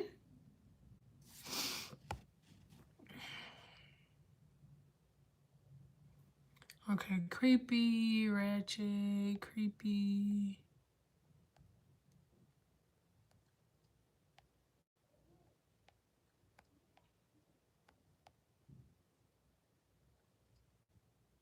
Okay, so we'll do spooky. Okay, I'll do spooky last, and then I'll do the client that I fired first, because I feel like some of you are going to judge me for the first one. So, I feel like some of y'all are going to judge me for the first one. So then if I end with the spooky one, it'll like take the edge off because then you're going to be scared. Okay. So this one had this, most of y'all probably heard this story already, but... So what had happened was I was at this point in my career where I did not want to take new clients anymore. But because of social media, I was taking new clients. So anyway, this girl came, and normally I did not take clients when new clients that wanted weaves and stuff like that. But anywho, I had my client before her was not only late for her appointment, but she did not properly detangle her hair. So instead of her hair being an hour and a half exactly, I ended up spending about 35 minutes just detangling her hair, right? So I ended up needing to move the first appointment back about 40 minutes, right? Just to be safe. And mind you, she was my last appointment of the day. I gave her an option. I was like, if you can't have your appointment moved back, then we could go ahead and reschedule for another day. She was like, no, it's fine. I confirmed with her, like, are you sure you're going to be here at this exact time? She was like, yeah. So I always give myself enough of time. Hey, Barber girl. So I always give myself enough time. So anyway, this time in particular, I asked her to come. Let's say I asked her to come like 45 minutes after her appointment. So then here we go, an hour after her appointment. She's still not there, telling me that she'll be there in 20 minutes, 20 more minutes. Keep in mind, this is a day that she needs a full sew-in with a lace closure. And I have to go to my daughter's dance recital, right? So even though I asked her to come 45 minutes later, for whatever reason, women believe that if you are asked to come later, that means that all bets are off and they can now come whatever time they want. But whatever. Some of y'all probably feel the same way, whatever, anyway. So she ended up she ended up calling and saying that basically instead of me asking her to come 45 minutes late, she was going to be almost 2 hours late. So I told her we just going to have to reschedule for another day. She said she couldn't do it and that she needed to have somebody else do it and can't my husband and my mama just watch my kids and stuff like that. I told her no, that it wasn't going to work, okay? And so from me telling her no, that it wasn't going to work, she hangs up. I'm thinking that she hanging up just because she had a problem with it. And then she calls me back like, oh, I'm outside. I'm like, why are you outside? Told you not to come. Mind you, at this point, it's like 2 hours and some change after her original appointment time. So I'm sitting in there with about 45 minutes until my husband comes to pick me up because my daughter has a little recital thingamajigger at school. So she walks in there with her hair like, oh, you still gonna do my hair? Yeah. I'm like, no, it's like almost 3 hours after your appointment. And she's like, but I came out here to get my hair done. And I'm like, well, my daughter had somewhere to be. I went over the story I just told y'all. So she's like, can't your mom watch your kids? Can't your husband watch your kids? Can't you just come back later? Blah, blah, blah. I'm like, no, I'm sorry. That's not going to work. So then she stands there. And she starts crying. So initially, a lot of people are like, oh, you should have stayed. But let me ask you this. If you clock in work at 8 o'clock in the morning and then you clock out at 5, you clock out at 5 and you got stuff to do. If your boss come in the room and be like, hey, I'm going to be a little late. I need to go to the grocery store. So I need you to stay at work 5 hours late, 2, 3, 4 hours later. So instead of you getting off at 5 today, I need you to get off at like 9:30 because I had stuff to do. So I was running behind. You gonna say no. Or you're gonna say, are you gonna pay me double? Are you gonna pay me per hour that I'm here longer? Or you're just not gonna do it. Correct? Give me a 2 if I'm correct. But for whatever reason, you expect a hairstylist or a cosmetologist to be like, oh no, yeah, F my whole entire life so your hair could be cute. Okay? So then she starts crying. Mind you, I'm 5 feet. I'm 5 feet. She already know not to come. She know everything that's happening. I'm literally recording a video because I'm waiting for my husband to come pick me up with my daughter so I can finish my daughter's hair so we can go to her recital. I don't have time. I'm not about to tell my daughter, no, mommy can't do your hair for your recital. I'm going to miss the first recital you ever have because she couldn't make it here even though I gave her an extra 45 minutes. Girl, if you don't get the hell on. So anyway, she's like standing there crying like, oh, are you serious right now? And I just couldn't freaking believe it. And that was around the time I was like, okay, I don't really think doing hair is for me anymore because I remember her just sitting there crying. She's like, well, nobody else can watch your kids? Your mom can't just go stand in for you for your daughter's appointment? I can't believe this. And she's like snotting from her nose for a full sew-in with a lace closure. And it was things like that that made me like, I think I'm going to be done here. And even after that day, I told her, I was like, well, you can come back tomorrow. I can't come back tomorrow. I have a concert. I have to go see, I want to say it was Trey Songz. Trey Songz, and I just don't know what to do. Oh my God. watch your kids. This is ridiculous. There she goes and writes a Yelp review about me. There's still a YouTube video of one of her little friends that made a YouTube about me because of it. But those were some of the things that made me like, I think I want to be done doing hair, because people think that their hair, like, women will walk into an appointment and really expect a hairstylist to cancel a plan with their child so that they can get their hair done. That's real fucking life. Like, there are so many times that I've been woken up at 2 o'clock in the morning to answer a text message about how much I charge for a sew-in. And then once I give them my price, they want to go back and forth. Like, I think that's a lot at 2 o'clock in the morning. Yeah, so. Why sometimes when you do, okay.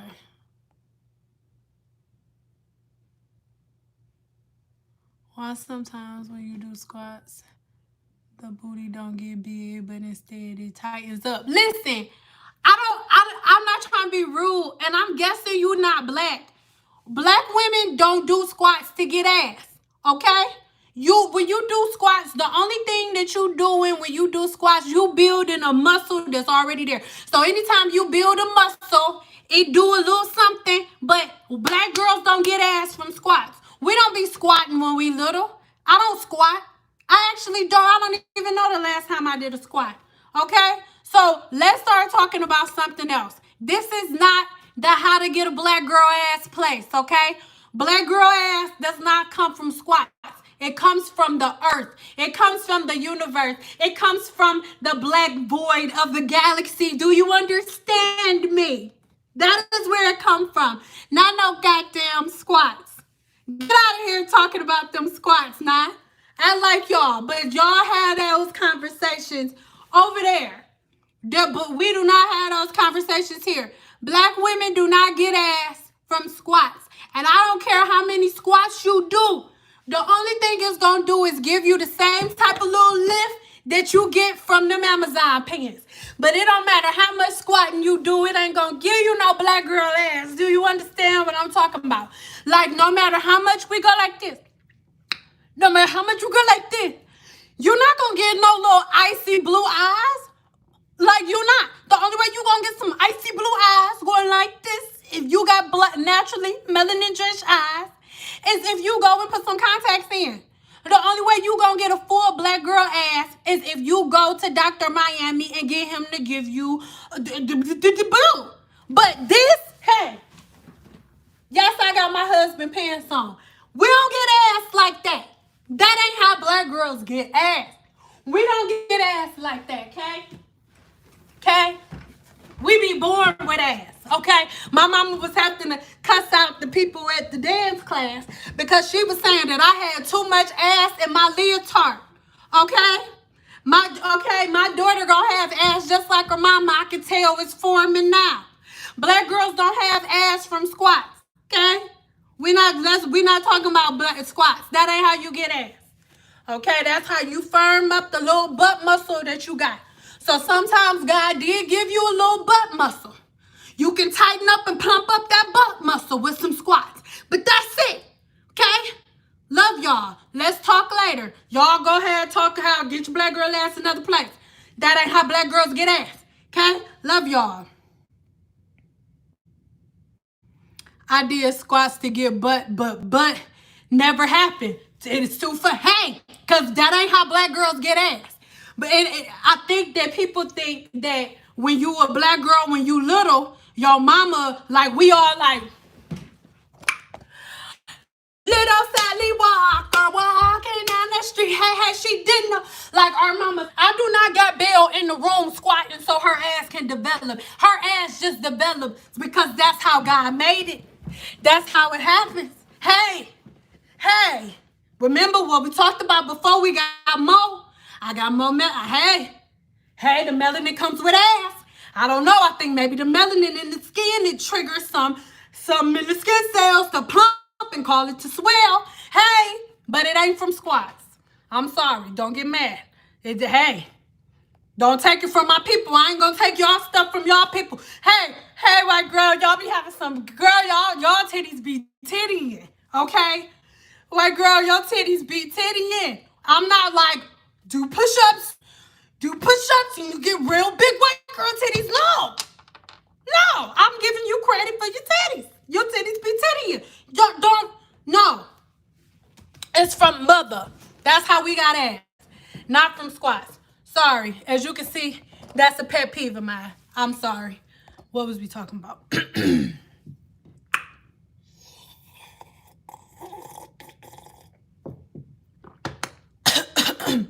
Sorry. Lord.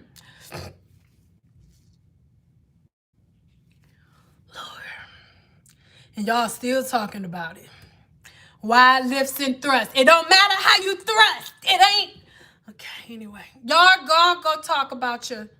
Go on talk about it. Y'all going. Okay. So y'all go ahead and ask a couple questions. I'm going to take like 4 more questions. Then we go. I'm going to give us like 30 minutes because we be on here for like 3 hours. We're not going to do 3 hours today. But I forgot what story I was going to tell. So I asked the question. Because as you can see, that's a pet peeve of mine. I don't like that. Don't do that. Don't do that. Don't do that. I don't come over there. I don't be walking around trying to say my eyes is blue. If my hair is blonde, it's blonde. And I let y'all titties titty. I don't stop doing that. It gets on my nerves. And I be getting on my husband's nerves because when I see people do it, I talk him to death about it. It gets on my nerves. Stop it. How long your braids been up? A couple days. I don't do the whole edge control thing that much though, so if it looks old. But I'm not gonna keep these in longer than like maybe 2-3 weeks.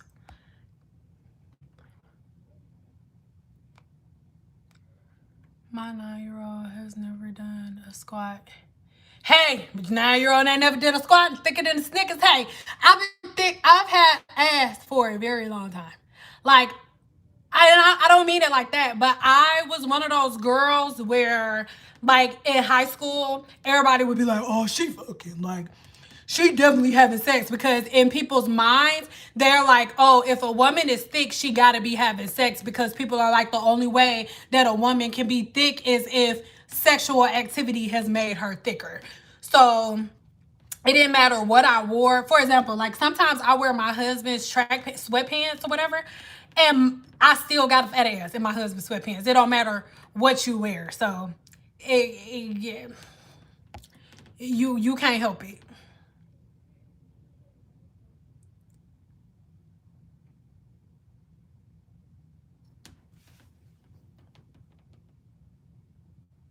That was all high school for you, girl. What? That was my life, even now. Thank you. Working on the glutes.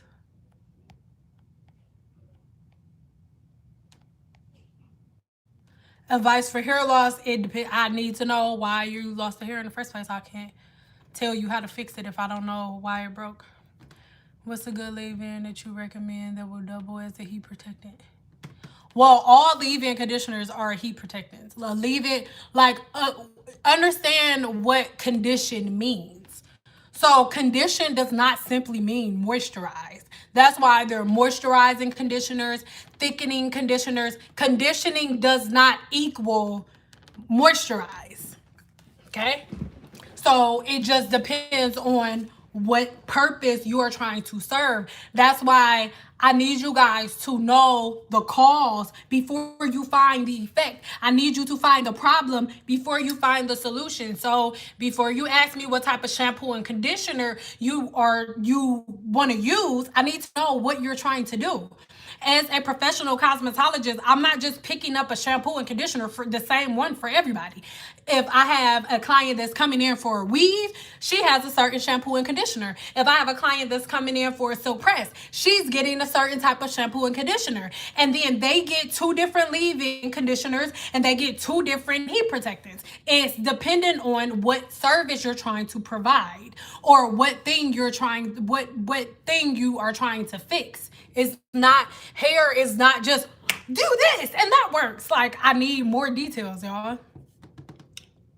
See, you told me to stop using aloe butter. Should I wash the aloe vera out of my hair or wait until wash day? Don't just, it's fine. Just leave it like it is. Just don't use anymore, because then you gonna wash your hair again. Just make sure you only do what I'm telling you to do. Don't add no extra stuff. Because there are so many different types of people with so many different levels of porosities. So just because I give you the link to the Amazon store doesn't mean that everything in the Amazon store is for you. Only buy the things that I tell you to buy, because the things that work, like aloe vera, butter is literally in there for a specific recipe. So I have the aloe butter in there because for certain consultations there are certain people that whose issue calls for aloe vera butter. So it is within my app store, because within my Amazon store, so they'll just be able to go straight to it. But just keep in mind, like, only get what your hair needs. I learned so much from you. And I'm also very blunt, and I love how you hit us with no Vaseline. People need to hear it straight. Listen, this is the thing. This is the reason why I hit it straight with no Vaseline. When people comment, they hit it with no Vaseline. No lube. Straight no lube. When somebody comment on a video that they don't like, they do not add lubrication first. They do not.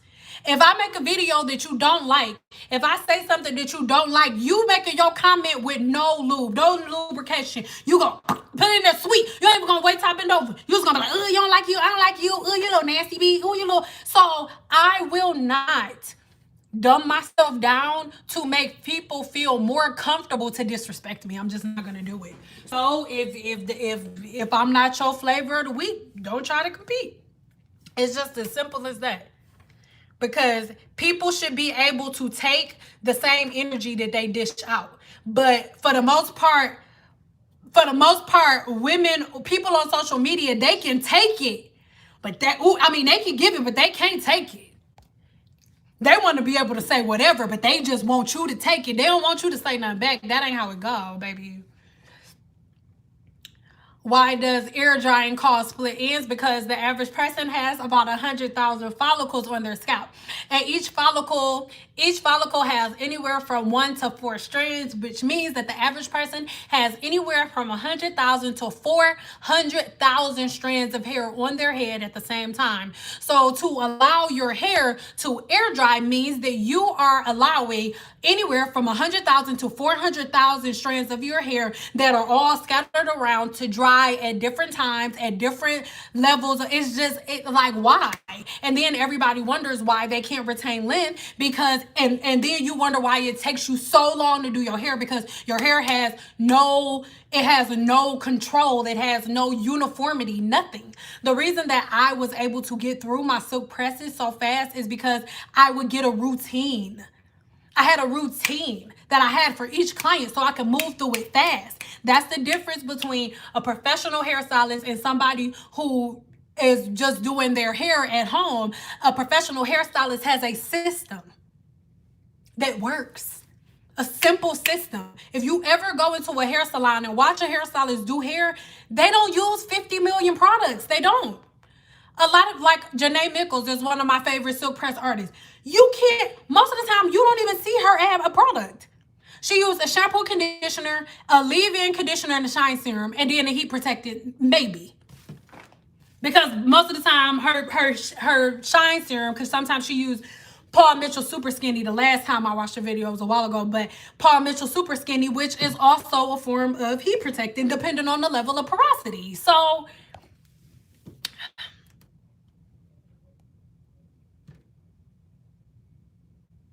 what 2 products can I use to last me to wash day?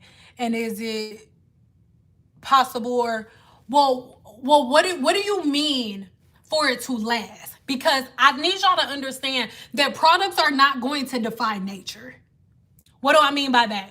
If you have overly active sweat glands in the scalp, meaning, because everybody has, just like you got sweat glands here, you have sweat glands in your scalp.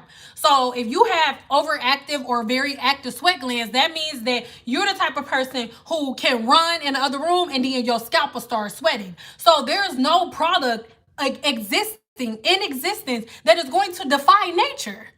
There's no product that you can put in your hair that is going to stop your hair from reverting back to its natural curl pattern if sweat comes from your follicle.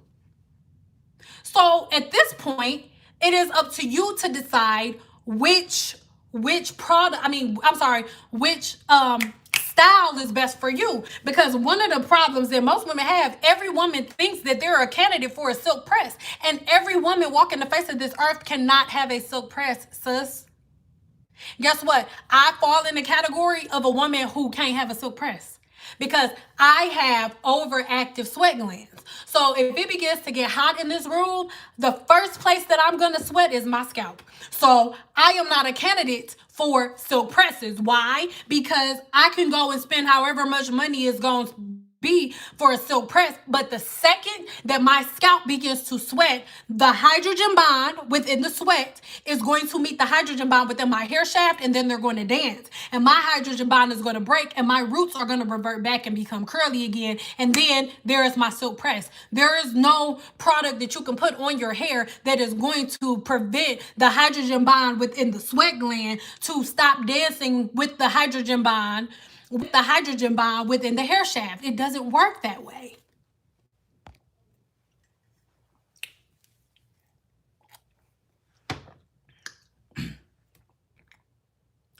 I need a charger. Bring mommy a charger. Y'all know I got kids. Oh well.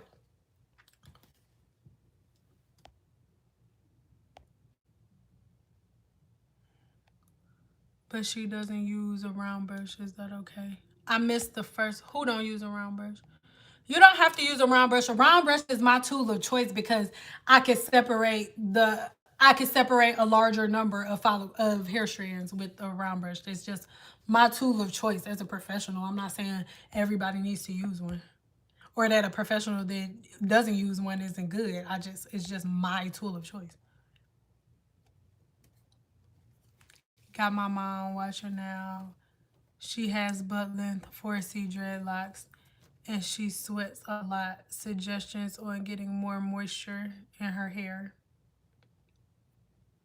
Well, if she has the locks, then the natural sebum in her hair should automatically travel down your locks. When you have locks, your hair is matted. That's what it is. A lock is the matted hair. So I would try maybe hemp seed oil, but the main thing for your mom, is figuring out why her natural sebum isn't flowing down her hair shaft to begin with, because your scalp has natural oil. So once again, the key would be figuring out why her natural sebum isn't flowing out, why her scalp is dry. Is there some type of blocking that is being done to the follicle? Are you putting different butters and oils and things of that nature that are really, really heavy, that are blocking the follicle, stopping your scalp's natural sebum from coming out? Again, you need to figure out what is preventing your hair's natural oils from traveling down.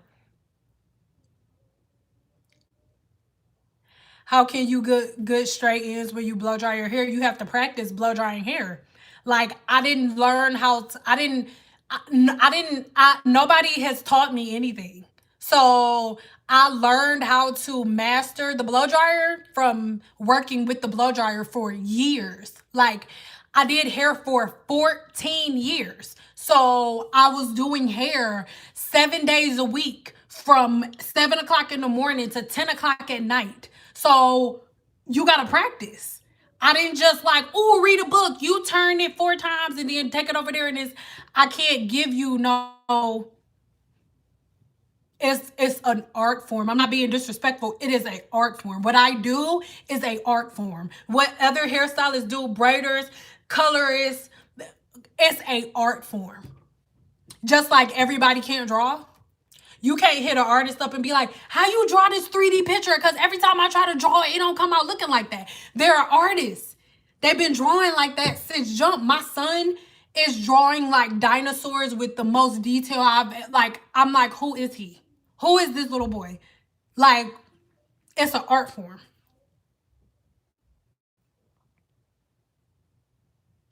I forgot what type of story y'all said y'all wanted. I'll do one more story, then we'll leave. I'm not a candidate for a silk press either. I love to be, but it's a waste of time and money for me. Yeah. And the thing is, people that are not candidates for silk presses still get silk presses and then write negative reviews or talk bad about hairstylists as if they did something wrong when you're the one who hair got wet. Like you sweating your scalp. You shouldn't have booked her for a silk press anyway. She can't defy the laws of gravity. She cannot defy the laws of science with a silk press, with a flat iron. If your hair gets wet, it's going to revert back. There's nothing she can do about that. I don't remember what type of story y'all want. Spooky story or lady of the night? Sorry, my ear itch and I'm popping. I'm sorry, that was gross. It's clean. I just got the shower. Do you recommend dry shampoo to extend a silk press? No, I don't. Dry shampoo is cornstarch.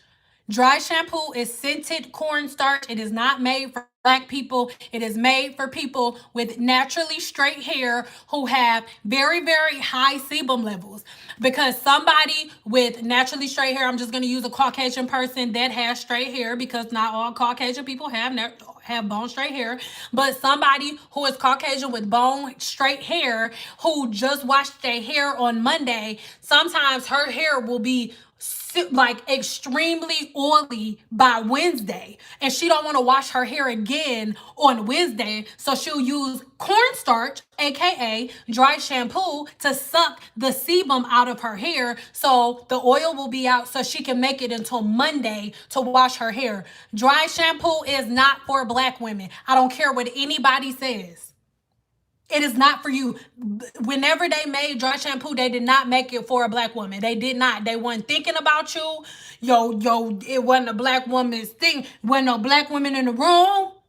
Dry shampoo is not for Black women. It is not. Dry shampoo is scented cornstarch. Period. Thank you. Love you guys, but period. Go read the ingredients. Get some dry shampoo. Turn it around and you will see cornstarch and then a scent and then maybe an essential oil. Dry shampoo is cornstarch, guys. Throw yours out. It's not for you. You ain't never seen a dry shampoo commercial brand with no Black girl in it. Never. They're not. If they not marketing products to y'all, stop buying them. For example, I do consultations. My consultations, actually, the majority of my consultations are not, it's 50-50. Black women and women from other races all around the freaking world. And whenever I'm on with Black women, I have to tell us, don't use dry shampoo, don't use this, don't use that. And guess what? I have to tell white girls and my Asian clients and everybody else that's not Black to stop using shea butter in their hair. I tell my white girls all the time, the girl, if you don't stop using shea butter, baby, it's not for you. I know you like Ari Lennox. I love her too. She my favorite. She my homo crush. I love Ari Lennox with her chocolate ass. But shea butter, baby, is not for you. So just like Black girls got products they shouldn't be using, white girls, you got products you shouldn't be using too. Asian girls, you got products you shouldn't be using too. But for a Black woman, you think, I can use everything because I am not my hair. No, you cannot use everything, sis. Black girl, stop putting shea butter in your hair. Black girl, stop using damn dry shampoo. It's not for you. It's not. Y'all think just because we eat Chinese food, y'all can use rice water. Use rice, girl, I'm going to pop y'all in the mouth. Please answer why people say shea moisture is bad for your hair. Okay, just because the product is named Shea Moisture does not mean that it was made by the same people who discovered shea butter. It just means that people saw a market, shark and fish, and they said, "Ooh, we about to create a brand." Like, look at the back of the bottle. Go and research the people who own these brands. All I'm going to say is this. The majority of y'all favorite product lines are not even owned by Black people. So, anywho.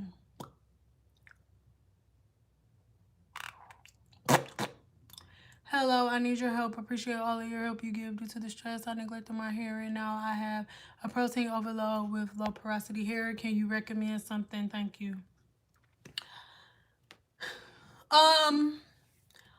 Again, I don't want to be rude, but I'm going to use myself for an example.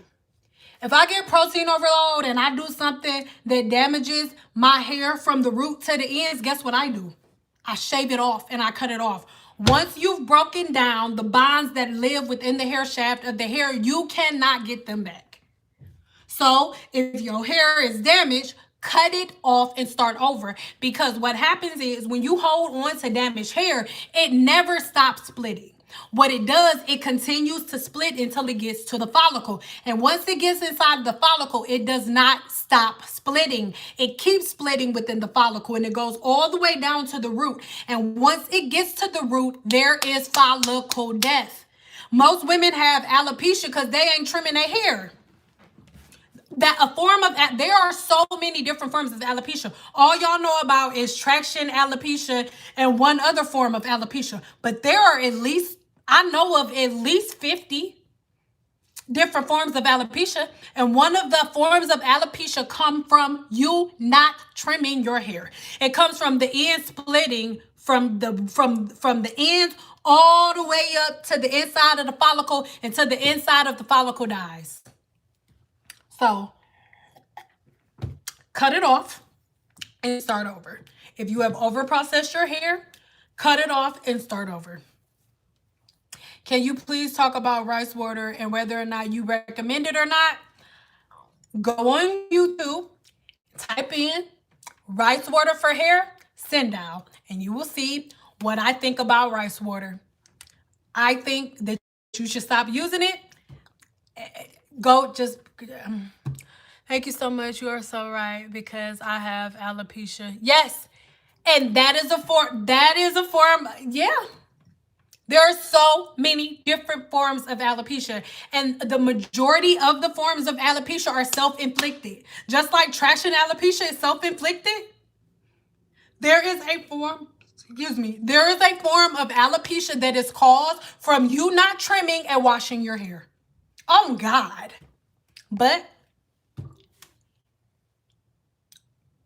love the way you explain stuff. Thank you. I love the way you love me explaining stuff. Is it okay to wash your hair and blow dry your hair semi-straight and press it the next day? Why? I'm not being smart. I'm not being a smart ass. I really, from the bottom of my soul, oh God, I'm not being smart. From the bottom of my soul, I really need to understand why you want to blow dry it halfway and then go to sleep and then blow dry. Like, why? Who told y'all that makes your hair healthy? Do you understand that when you blow dry it, then you stop? This is what's happening. Your hair is going from, when your hair is wet, it's an alpha keratin. And when your hair is dry in its new state, whether it's stretched or whatever, when it's dry, it's in beta keratin. And beta keratin is the new state that your hair is going to stay in until it is dry. Man, the average person has anywhere from 100,000 to 400,000 strands of hair on their head, right? So you got a blow dryer and you blow drying 100,000 to 400,000 strands of hair on your head at one time. And then out of nowhere, you just stop. Why? So then you go to sleep and some out of the between 100,000 and 400,000 strands of hair, there's no way for you to know the exact number of the amount of strands of hair are dry or not dry. And then you just have slightly open cuticles, slightly closed cuticles to go to, like, why? You are not avoiding damage when you only blow dry your hair halfway. Why? Like, who taught y'all to do that? And I'm not irritated with you. It is just the stupidest, not you, because it ain't your fault. But the fact that people blow dry it halfway, blow dry, like, you're not avoiding damage. You're implementing that. You're damaging your hair when you only blow dry halfway. When you only blow dry your hair halfway, you got half your hair in alpha keratin, half your hair in beta keratin. Instead of just taking your hair from alpha to beta at one time and then going to sleep? Why are you washing your hair and taking half of your hair from alpha to beta and then going to sleep and then getting the rest of your hair to beta keratin in the morning? Why? What is the I do not understand. Like, I don't understand the logic. There's no, I don't understand. And I want somebody to explain it to me. I'm not being a smart ass. I really want somebody to give me a logical explanation for you. The only reason that you're blow drying your hair is to get it from alpha keratin to beta keratin. So what is the logical reasoning behind stopping halfway with some of your hair in alpha, some of it in beta, going to sleep, and then waking up and getting it the rest of the way to beta keratin? Like, why? Why? I'm so confused. Somebody answer. I don't get it. Let's move to spooky story time. I gotta think of something. 14 years of stories. Hold on. Boy or man or woman?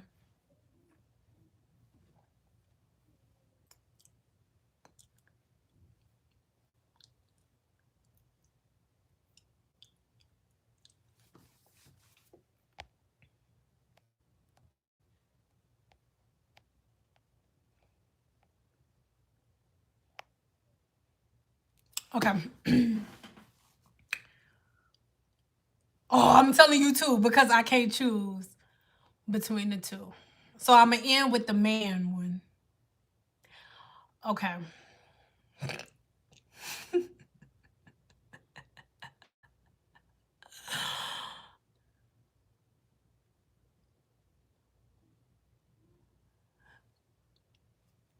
Okay.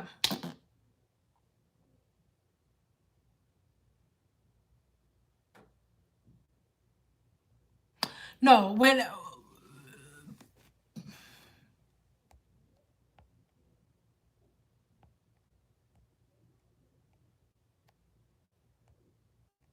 It's the same concept. Blow drying it at night, and then I didn't go off. But I said don't come in here if you sensitive. So if you think me talking loud is going off, that means you sensitive. Okay? I read it. I know what she said. Why you don't go to your hairstylist and then she blow dry your hair and be like, all right, I'm gonna straighten it tomorrow. Finish the job. You don't stop halfway through a job. The purpose of, and I'm about to tell the story and then I'm done with this. I'm done with questions because it's getting on my nerves. The purpose of blow drying your hair and flat ironing it is getting it from alpha keratin to a new state at beta keratin. So when your hair is wet, alpha keratin is where you getting. Beta keratin is the silk press. So if you're straightening your hair, your alpha keratin is your hair wet, and your new state of beta keratin is your hair in a silk press. She's saying her hair is dry. Listen, shh, hey, shh, shh. Shut your face, hey, shut your face, hey, shut up, be quiet, I'm talking, shh, be quiet. Listen, this is what I'm saying. Alpha keratin, beta keratin, listen to me. Don't go from she's saying you went off. Get out your feelings, pull your nuts up. Ain't nobody going off on nobody. Alpha keratin is your hair wet. If you washing your hair and then braiding it, your hair and alpha keratin is your hair wet. And then beta keratin is gonna be your hair braided or blown out. Your hair blown out. That's your beta keratin. The place that you want it to be at until you take it to alpha keratin again, which is when you wet it again, it's just blown out. You only want it to be blown out. That's the beta keratin. If you're blow drying your hair to braid it, I only want the beta keratin in the blowout. But if you're doing a silk press, your beta keratin and where your hair is going to be until you wet it again is in a silk press. Okay? So, I meant what I said. If your objective is to take your hair from alpha keratin to beta keratin and your alpha is wet and your beta is a silk press, finish the job. Don't go alpha keratin, beta keratin, blowout, and then switch over. I'm gonna do a new beta keratin in the morning for a silk press. Those are two different forms of beta. A blowout and a silk press are two different forms of beta keratin. Pay attention. Get out of your old mind frame and an argumentative stance. I meant what I said. Finish the job.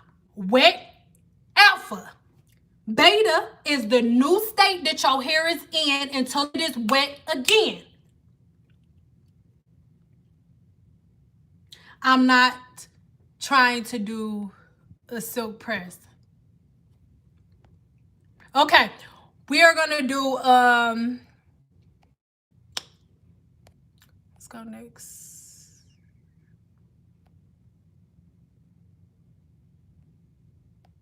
Okay. Okay. Let me move this way.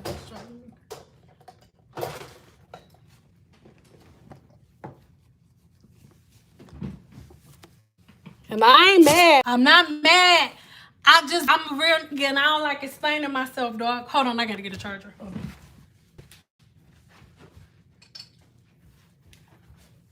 on. Just don't be trying to find reasons to get offended while you in here talking to me, because I'm just not in here to stroke nobody's ego. I'm not in here to make nobody feel like sunshine and sparkles. You asked the question. You in my room. I'm not about to, hold on. I'm about to tell the story. I just gotta plug up this charger. I ain't telling no story.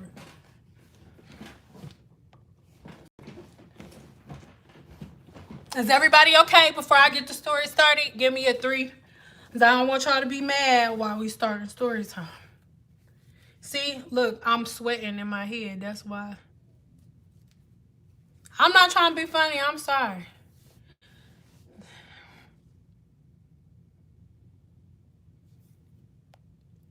I saw this video and you said if doctors recommend petroleum jelly on skin. I saw this video and this girl said if doctors recommend petroleum jelly on the skin, then why not scalp? See, this is why y'all, and I know I said I shouldn't have read it.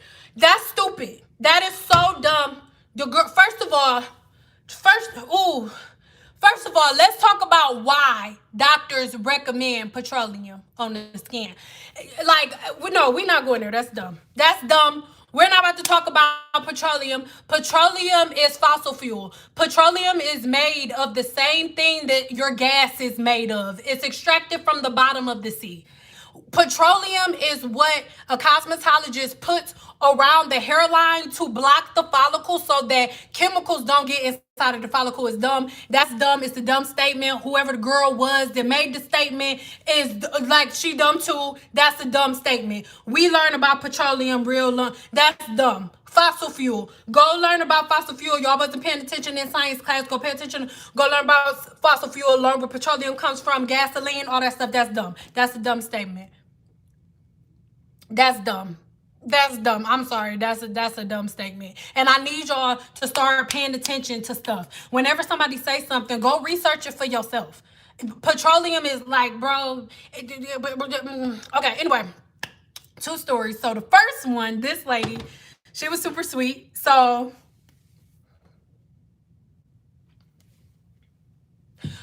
she comes in the room, right? And I have to say, at the beginning, she was like super duper sweet. She was super duper sweet. This is my spooky story. So I'm gonna give y'all a spooky story and then a lady of the night story. Okay, man of the night, lady of the. Okay.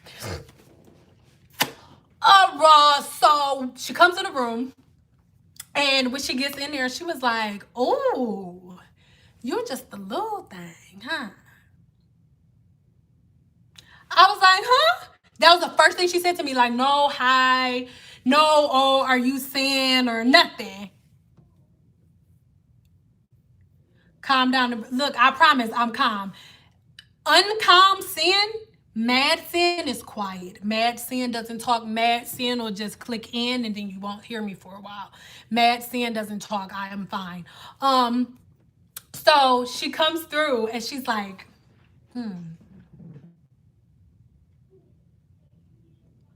I was like, hey, what's going on with you? And she was like, oh, I'm sorry. I just get distracted when beautiful women are in front of me. I'm so sorry. I'm so sorry. Did you get my email? And I was like, no, I'm sorry. And it was just like that, like, oh, I'm so sorry. Did you get my email? And I was like, no, I'm sorry. I didn't get your email. She was like, can you read it really quick? And I was like, can I read your email? The one that you sent me right now? Mind you, she was like 5 or 10 minutes early for her appointment, which I appreciated. So I go and I read the message, and when I read the message, it said, obviously I don't remember word for word verbatim, but basically the gist of it was that she had multiple personalities, and that she doesn't, and she has Tourette syndrome, so she couldn't control what her personality said. So I had to read it a second time, and then she was like, is that okay? And I didn't understand. I mean, I knew what Tourette syndrome was, and my father worked in mental health. So my dad used to have clients with schizophrenia. Like, so I was very, very used to being around people that had schizophrenia and stuff like that. So I was in multiple personality disorder. So that didn't bother me. But the Tourette syndrome combined with that, I think that, anyway. So I was like, no, I'm like, you're fine. It's okay. But I knew at that point I was going to have to close my door. So I go close my door, and she was like, fuck, shit. I was like, what? I was like, oh, what's wrong? I was like, did the chair? I'm sorry. Because at the time, I already told y'all the story about the lady who had broke my chair.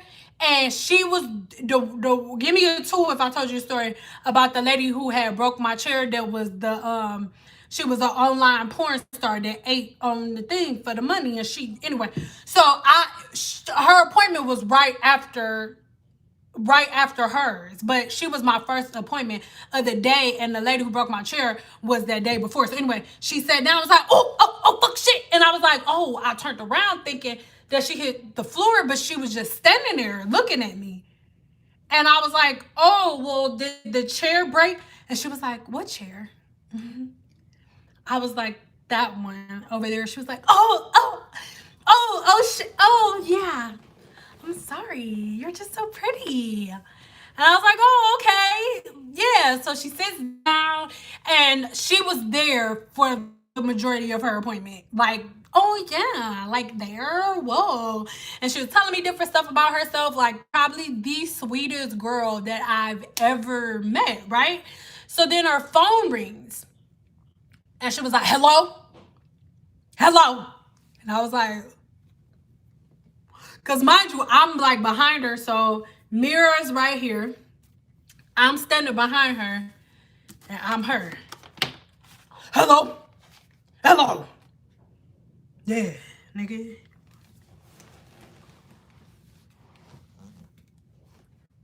Man, I told you about that shit already, dog. Mm-hmm. On the fair one. For the fair one. On the fair one. On the real. She from California. That's what a fair will mean. I learned, and I'm sorry if you're from California, y'all need to think of something else to say, because that does not sound scary at all.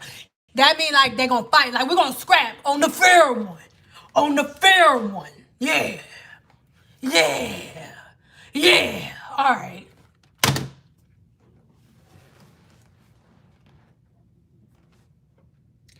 I'm like, can you put your head down a little bit? You said put my head down? I was like, yeah, put your head down. Alright.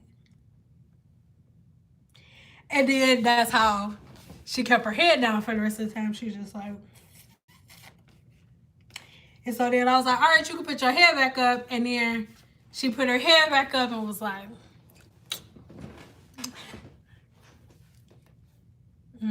mind you, girl pretty as hell, right? Like, pretty as hair. If I swung that way, I would have been over there that day. You know what I'm saying? Beautiful. But she looking at me like a nigga. Like, I'm sorry if y'all don't like that word. Like, she looking at me like, Mind you, curls popping, okay? She looking at me like this with a deep ass side part. Swoop over here. When I say I had the girl curls popping, you understand what I'm talking about? I had girls' hair popping, had a crack-a-lacking. But she like this. Like, just imagine a girl with a swoop, and then I had it all going back to the side. Curls popping like a mud. She looking up at me like. So I don't care because I got a YouTube channel. No, I'm like, at this point, I didn't have a YouTube channel. It was just Instagram.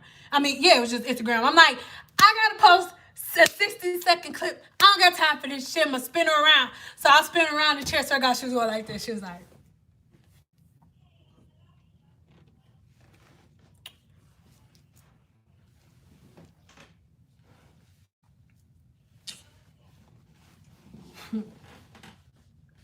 So I'm like, all right, then we're all good to go. Tell her the difference. She like, all right, I got you. Where you want me to put it? In my hand. Thank you. Shit. What you doing after this? Cause you fine as fuck. Like you fine. Like you fine. That's good. It's okay. Then my client Jocelyn. No. Yeah.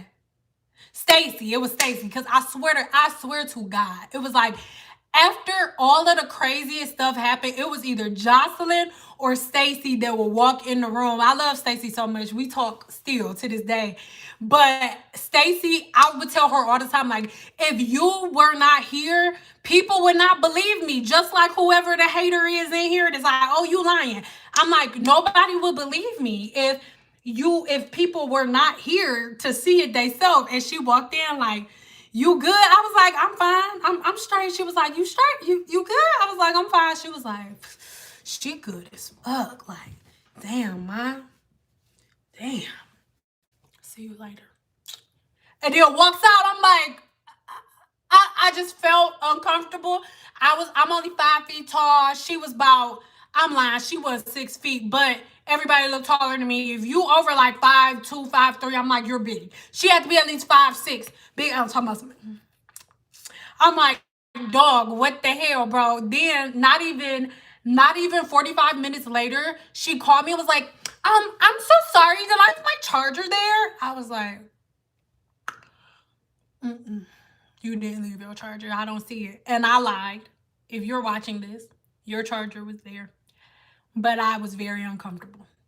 And I didn't believe, I just felt uncomfortable. I didn't. And Jocelyn would come on her lunch break. So, and she had a pixie, so it didn't take me that long. And it was my lunch break. So if she would have came, I would have been in there with her by myself. And I wouldn't have wanted to fight with her because she wanted to take my virginity. So that's how that happened.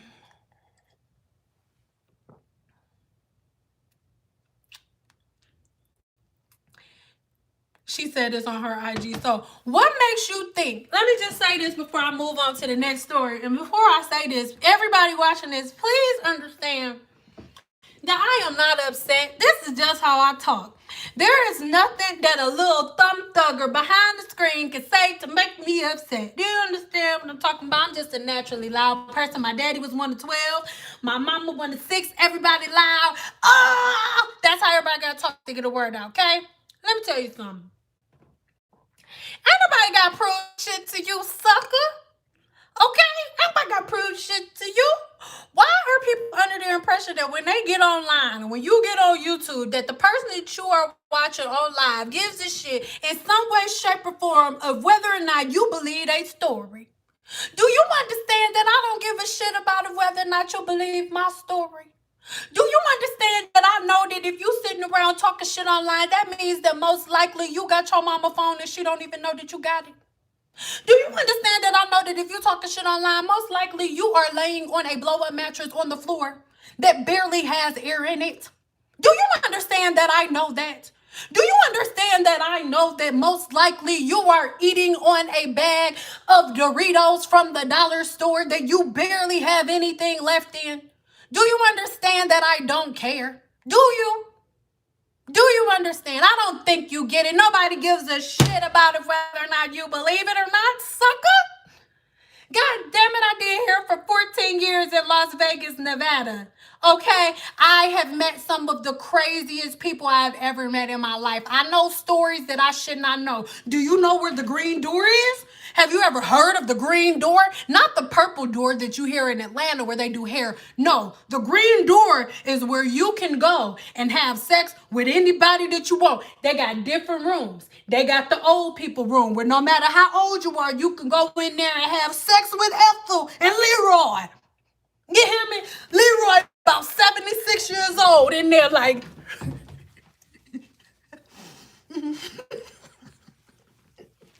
Okay? And then Bertha like... Come here, like, do you know about the green door? Have you ever heard about the green door before? I have. Guess what? I used to do people hair before they went to the green door. And then guess what? They would come back and then tell me what they did. I had a client, I did a full sew in with a lace closure I will never forget. And then I put blonde and blue highlights in it. I will never forget because when she came back, she let me know that she went to the green door. And when she was there, she went in the midget room. I am sorry, that is the word she used. I know it's a derogatory word. I meant little people. I am sorry, but that's what they called it. And she was telling me how she had sex with a little man and it was the best that she ever had, and she told it to me. Blah, blah, blah. I have a very photographic memory and I remember the whole story. So you shut your ass up talking shit. You shut your bald head ass up talking about I'm making it up.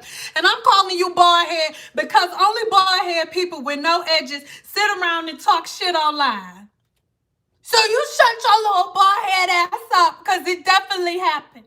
I know things that I shouldn't know. Okay?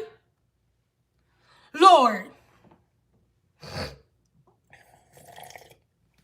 I've had clients come. I got one. Before I tell this story, I have been with the same man since I was 19 years old, and I'm about to be 31.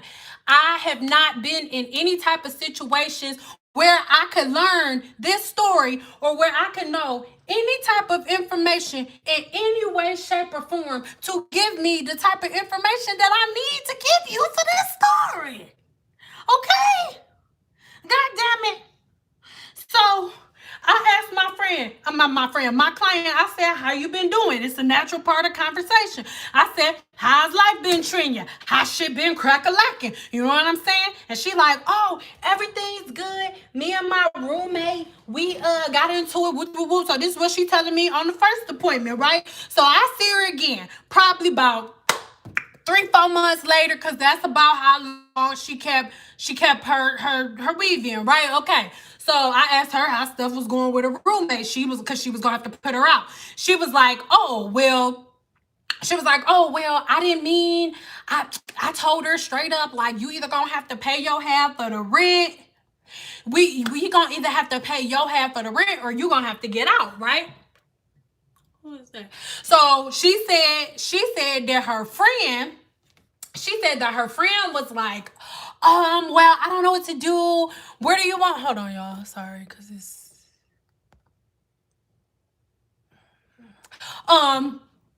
like, oh, what do you want me to do? I don't know where to move. The only thing that I don't know what job to get. I can't find a job. The only thing I can do is escort. And so she told her friend, well, I guess you better start selling the ass. And I'm like, oh my God, like, don't, you told her that? And then she was like, yes, I did. So make a long story short, oh my God, I swear to God, on my father's ashes, I cannot make this up. My mind doesn't even work like this. So she said that her friend signed up for this app or whatever. And it was basically an escort service, right? So she got on the escort service, got her first customer. And so it was, in so many words, it was a site for not so aggressive people that wanted, a little thing. So she goes on there and she gets this client. Some of y'all have heard this story. She gets this client or whatever, and she said that he was like, "Oh, I don't want you to judge me. I have some little issues, disabilities." So she thinking that she not really gonna have to have sex because it's a certain word, certain term that they use where they don't actually have sex. It's more so like a fetish, not dominatrix. Anyway, so anywho, she said that he gets there and she said the door opens. Mind you, she's like, oh, her friend had her strapped. Mind you, I'm telling you the story how she told me. But anyway, so she's like, the girl walks in or whatever, and she get her stuff set up like an hour before, and so then he comes in. She already had a gun on her. She said when she opens the door, and then he comes. It just takes him a while to come in. He comes in. He's in a wheelchair, okay, and he has a briefcase. So she said, and as the girl is talking to me, the mirror's right here, so I'm putting my head down, and I'm like, dog, I just don't understand. Look, I don't mind the haters watching. It's fine. Like, you're beefing up engagement with your hating broke ass. Anyway, so it was so crazy because she said that whenever he whenever he came in there, he had his briefcase. And then she said whenever he comes in with the briefcase, he closes the door and tells her, okay, like, I have a fetish, I have a couple rules. And she's like, okay. Bottom line, he opens the briefcase. She said if your kids are in the room, get them out. I'm gonna give you a second. Make your kids get out because it's not, or put your headphones on. So she said whenever she opened his briefcase, there were 3 strap-ons, a white one, well, a pink one, and like a caramel colored one that he told her was a Mexican one. A Hispanic one, but he used the word Mexican. And then another one that was an African one. So he had a white man thing, a Mexican thing, Joey's, Pablo's, and Daquan's in the box. And so he told her, and they were all strap-ons. He was like, I need you to put these all on, do me with all of them, 30 minutes a piece. And I don't remember how many rounds, but it was a couple rounds. She said 30 minutes. He said 30 minutes a piece. And he was like, but it's only one thing. And she was like, okay. He was like, you have to throw me on the bed. He told her he can't move down there, but he got feeling. And normally, yeah. I don't want to give details. It was gross, and I don't want to picture. So she told me that she literally had to get up, pick him up out of his wheelchair, and throw him on the bed. And she said he was pretty small.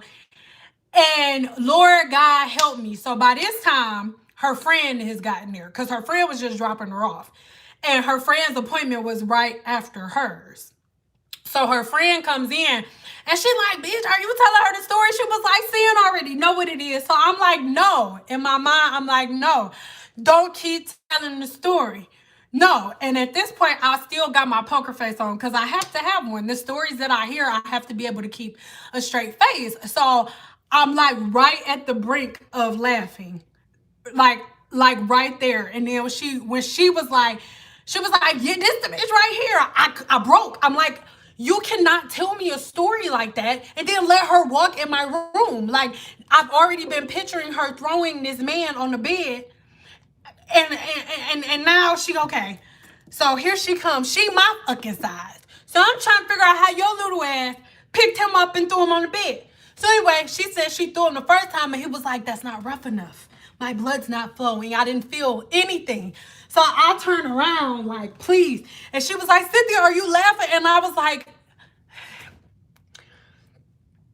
so she said she had to pick him up off the bed a second time and throw him back on the bed. And she said he was like,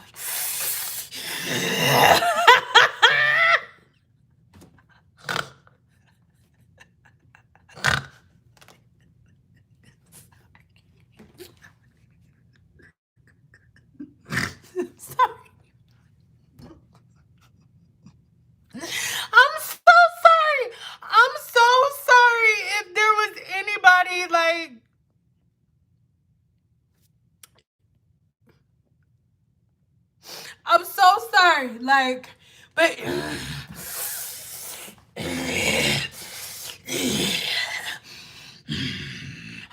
was like, girl, you shut the hell up. Shut up. And she was being so extra because she was getting, you know how like if somebody telling you a story and then you're like dying laughing, they get like amped up. So she kept, come on. And he had named them. I'm not going to sit up here and try to make up the names since I don't remember. But he had named each of them individually. Yeah. And she said that he was the only client she had to take because he was, I don't remember. I'm not going to try to lie. I don't remember. She said that the amount of money that he was paying her, like she only had to service him. And then eventually she stopped doing it because they got the rent money and she got another job. But that was,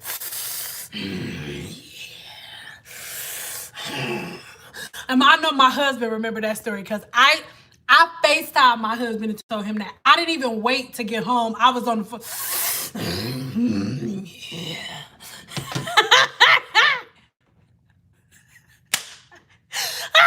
I wish my husband was watching this right now so he can remember because I remember it. I don't think it wasn't FaceTime. I remember calling my husband and being like, babe, what's up?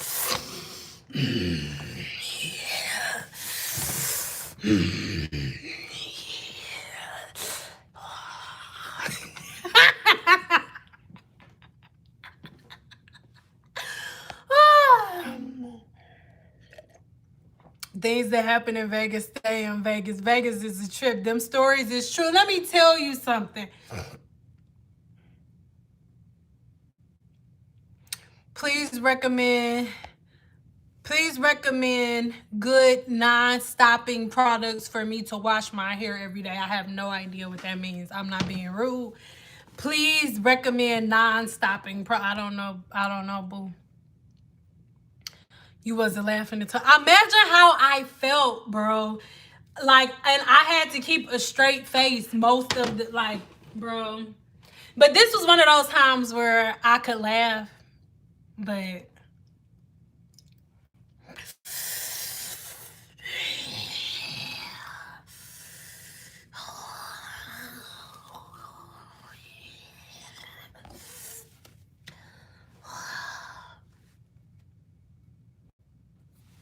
well, anything that you wash your hair with every day is gonna be stripping. There's nothing that I can give you to recommend to you that is not going to strip your hair. And I think maybe that's why I didn't pick, because I don't have anything for you. Nobody is supposed to wash your hair every day. No one. Any shampoo or conditioner that you use to shampoo your hair every day is going to strip your hair, period. Nobody's hair should be washed every day, period. Just like you're not supposed to take 3 showers in a day. You're only supposed to shower a certain amount of time a day or you're going to dry out your skin. The same thing goes for your hair. You're not supposed to wash your hair every day. I don't have a product for you, sorry.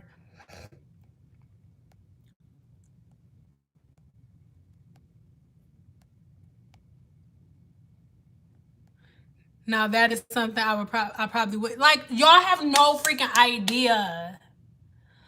Like, y'all have no freaking idea. One more story. Oh no, I told you I selected which it was gonna be. I'm gonna do one more. I told myself I was gonna be done by 5 and we almost done.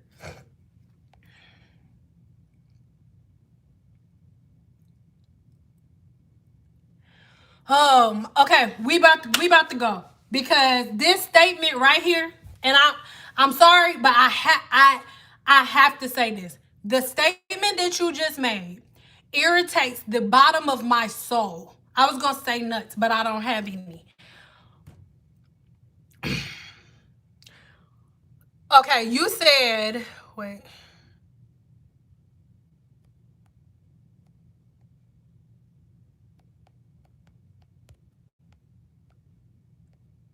Hold on. What I can't. I'm not gonna be able to read it word for word verbatim. Okay, here we go. Okay, Rain, you said recent studies show that you are supposed to wash your hair every day because of the amount of sebum your scalp produces. First of all, the amount of It takes time. The sebum from your scalp does not shoot out the hair shaft and then get to the bottom, shoot out the follicle and then get to the bottom of your hair shaft in 24 hours. That's first thing. So whenever we're talking about recent studies, these recent studies are done by people who are reading books. And then they're doing these recent studies on small groups of people. So maybe 3 to 4 people. I've been doing hair for 14 years with at least 9 people a day. So, and that is not scientifically proven. You're saying recent studies. Recent studies are showing there is not enough sebum excreting from your follicles to warrant you to wash your hair every day. In a 24-hour period, the sebum may get from your scalp to maybe right here. So the recent studies does not apply to everyone. The recent study only applies to people with extremely high sebum levels and people whose hair shaft is very, very easy for the sebum to get down. So somebody who has a very, very high sebum level with bone straight hair. So an Asian woman with a very, very high sebum level may need to wash her hair every day. But if you do not have bone straight hair, there's the sebum, or not even bone straight hair. Even if you have bone straight hair, sebum is not traveling from your root all the way to your hair shaft in a 24-hour period. It's not happening. So I don't know what recent study you've been reading, but understand that out of the 117 people that are in here, anybody can make a blog post that you can Google online and read. Like, but that's not true. Please don't ever tell anybody that again. It's not true. Like, there is not enough sebum traveling from your follicle to your hair shaft in a 24-hour period to warrant you washing your hair every day. And the sebum in your scalp has nothing to do with it. That study just says don't go months without washing your hair. It doesn't mean wash your hair every day. It means that the human body has natural oils coming out of his scalp and you shouldn't go months without washing it because of the different bacteria infections that will accumulate if the natural sebum is left on the hair shaft for months at a time, for weeks at a time. There's not enough sebum coming out of the follicle in a 24-hour period to warrant any type of damage or to cause you to wash your hair every day. You are doing nothing but damaging your hair by washing your hair every day. Period. Sorry. Okay. So I love you guys. And we are going to go because, yeah. I'm just trying to find one more question that I didn't answer. I'm sorry if it seems like I get irritated, but I do. Like, that annoys me. When you ask me a question, I give you the answer, and then you want to argue with my answer and tell me, oh, but other people online, like, whoever you've been looking at, I've been studying with real life facts, with scientific knowledge, just like them. And I answered your question. So if you ask me a question, I'll give you an answer. And then you go back and forth with me about my answer. I'm just not answering no more because that is annoying. I'm sorry, I love you, but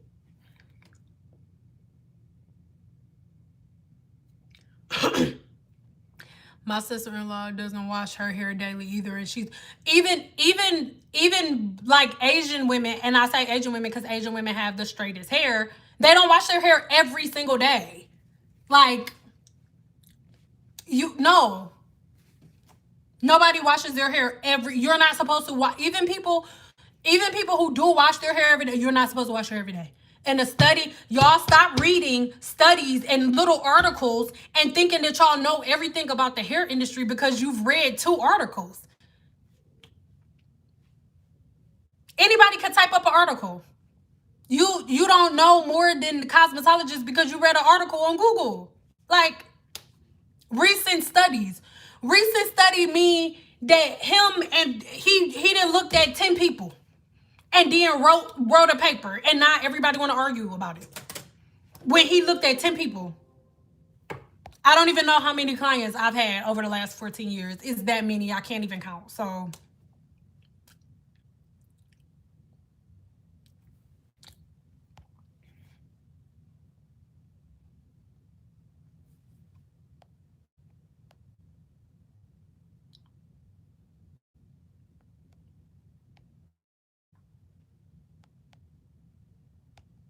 yeah, so I love you guys.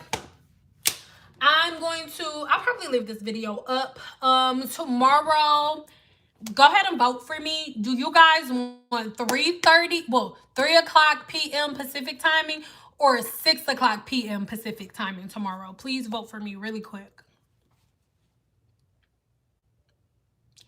And most articles aren't for curly coily hair anyway. That's what I'm saying. Y'all love quoting like articles that y'all have read from people who have studied white girls' hair. Like the article that you're reading, that you're trying to quote to me, none of his test subjects were black. None of them. And I've had more test subjects than I can count.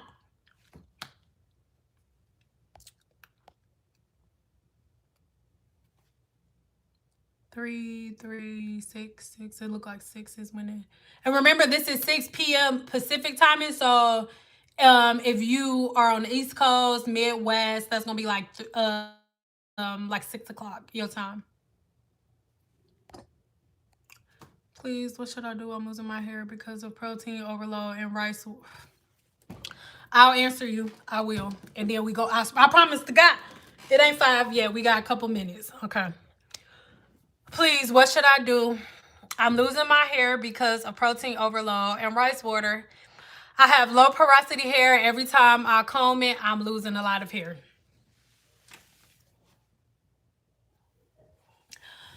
The reason that I made the rice water video 2 years ago is because I saw how it was taking off, and I saw that it was going to be just like Diva Cuts, Diva Curl, all that stuff.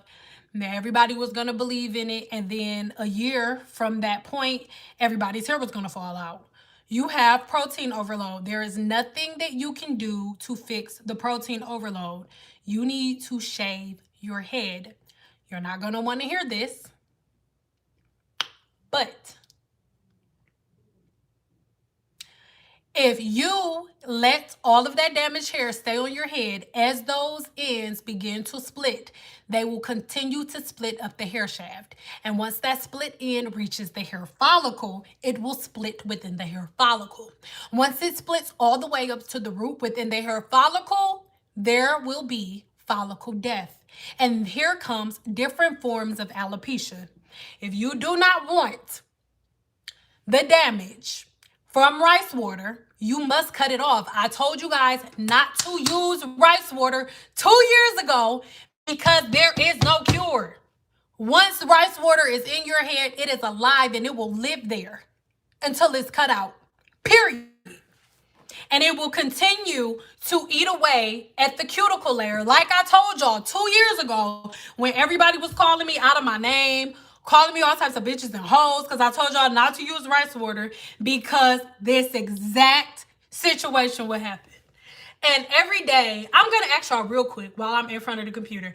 Every day I ask myself, like, Cyn, should you cut the comments back on? Because I have the comments off. I was being so disrespected in those rice water videos, telling y'all not to use rice water because exactly what you just said was going to happen.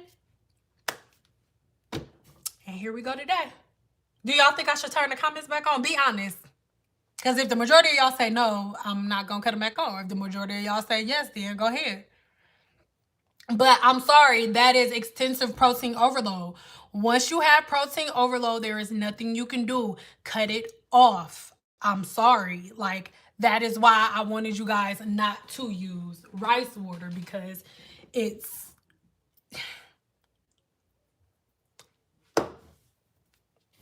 nothing you can do. Turn them on. All right, I'll do it while we're right here.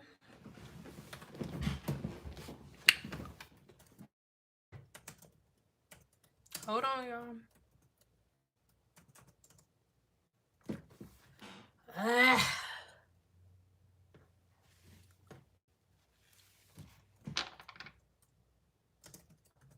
Are y'all sure? I don't know. I'm going to the video now. So y'all just keep, I don't know, because I don't know.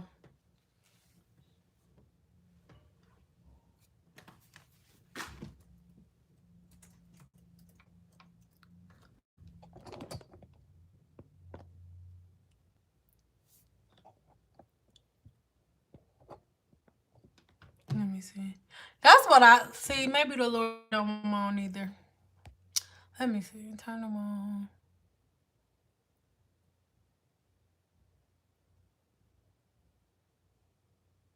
That's true. Yeah, I'm leaving them off. I'm leaving them off. And I just thought about that too.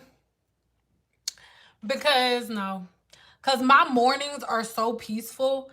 And the reason I'm not turning them back on, the reason that I cut them off in the first place is because I would be outside in the morning, like getting ready to like meditate. As soon as I wake up, as soon as I turn my phone on, it's like, shut up, you stupid bitch. You don't even know what the fuck you talking about. Like 4 o'clock in the morning, 3 o'clock in the morning, whenever I answer my phone, I've never been called so many bitches and hoes in my life.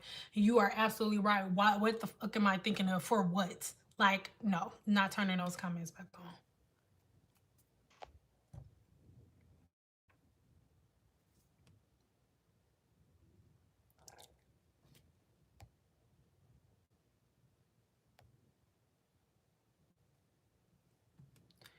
Well, maybe not, because some people still have a lot of growing up. Yeah, I'm not. Especially like people were that petty before COVID. So I'm straight. Y'all can keep being skittle diddles. Not you in here who asked me about the rice water, but see, that's why we had these conversations. Because like real quick, open and close. We open and close the door before I even open it back up. Boom, shakalaka, boom. But one thing that I do have though, I do still have the video with the rice water under the microscope. The comments are on those, but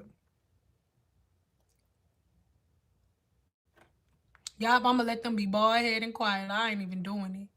Do you see when they go low, you go high? Just like I'm leaving them off. I'm sorry, y'all, cause I had to even like I remember it made my husband mad, and that's why we ended up turning the comments off because I forget what it was. I think he had my phone for something. I think he was like looking for his phone. And so my husband had picked up my phone. And when he picked up my phone, he saw the because the notifications come to your phone like a text message. And my husband just saw all of the women calling me bitches and hoes, telling me I was ugly and stupid and bald headed, and ain't know what I was talking about and all of this. And so he was the one who was like, you see this every day? I'm like, all day long. And so my husband's the one who turned him off. So he would probably cuss me out. He don't cuss at me or yell at me, but he would be mad at me if I turn it back on. What? Yeah. Like, part of me only wants to turn the comments on for a split millisecond so y'all can go read what they used to, like, what the comments say. Oh my God. Like,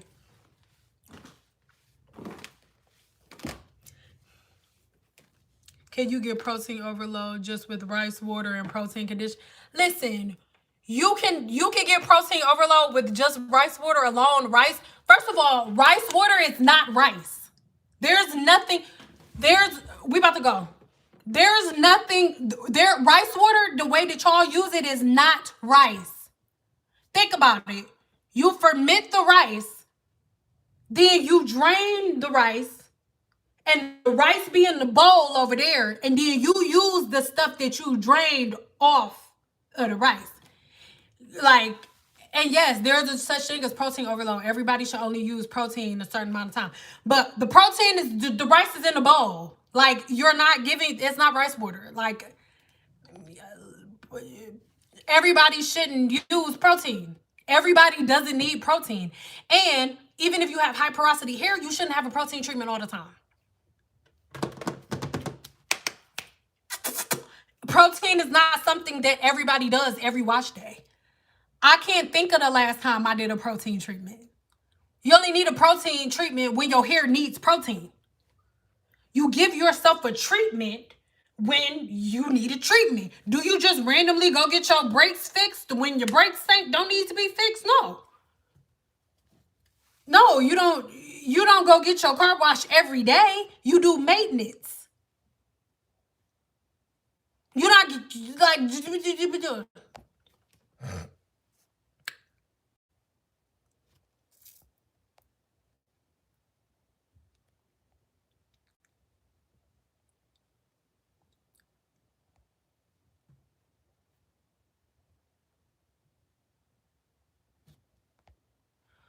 What about low porosity here?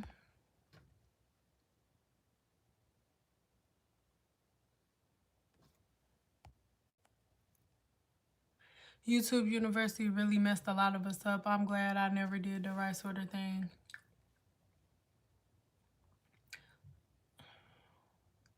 Which do you do? Three? Y'all confusing me. I don't. 3 or 6 what? I don't. 3 or 6 what? I don't get it. 3 or. Oh, I don't. I can't really see. It was like a mixed review. 3 or 6. I'm kind of shooting for 3. I think we're gonna be at 3. Yeah, we're gonna do 3. Is everybody okay with 3 tomorrow? Yeah, I'm not turning back on the rice water notifications. Thank you guys for helping me come up to that decision. We're gonna do 3 o'clock tomorrow for this video, and it is going to be the real scientific explanation for aloe vera. Dang, that's 6 Michigan time. But my algorithm, everything shows online that people aren't even active on my channel until around that time anyway. That's why I'm telling you 3 or 6, because those are my 2 most active times, even if it is 6 o'clock in Michigan. Because you got to remember, it's 6 o'clock there, but it's people like from all over the world watching my video. So for some people, 6 o'clock p.m., daytime, like 6 o'clock p.m. is like 8 in the morning some places. So I can't please everybody.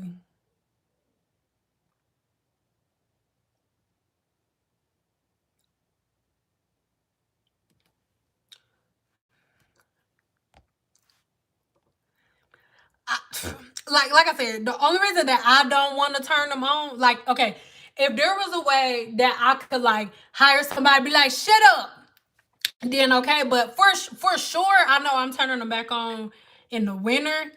Cause my hair, listen, when I did my last limb check, it's already hanging. Okay, it's already hanging. But I know after, once the winter hit, it'll be at a place where I could just put like my new limb check in a description box, and when somebody says something, I could just be like, look at the description box. But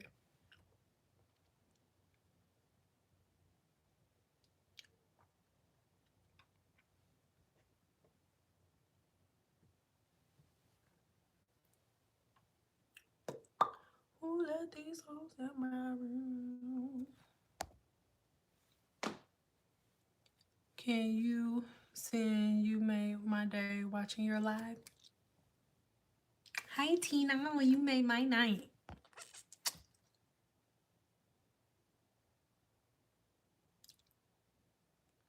I'm just trying to help people in the street. I'm just trying to help people in the street. Thank you, Barbara, for believing me. It's not necessary. I just can't. Like, I'm gonna be honest. I had to turn them off because mentally, just imagine like you wake up in the morning like, I ain't gonna book in the sunshine. I ain't gonna sunshine. And then you pick up your phone like, shut the fuck up, you bald head bitch. You don't even know what the fuck you talking about. Rice water is good, you stupid hoe. Yeah, you stupid bitch. Like all more every single day. And these are the same people that are constantly asking God to help them start a business. And I'm talking every single day for months. Like, and it wouldn't just be 1 or 2, like hundreds of comments. Hundreds upon hundreds of women. Bitch, shut the fuck up. Shut the fuck up. How are you a stupid bitch? Like, So it's just and those were the only reason that I kind of want to turn them on, just so women can see themselves. Because everybody's like, oh my God, black women help black women this to help black women. And part of me want to turn the comments on just so people can see. When y'all ask, oh, Cyn, why you don't do this? Why you don't do that? Cyn, why you don't do this? Go look at the comments of those videos, and then you'll be able to answer those questions for yourself. I'm not turning them on.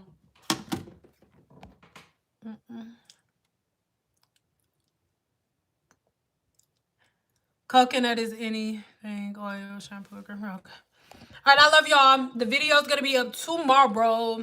I got to go cook for my little family.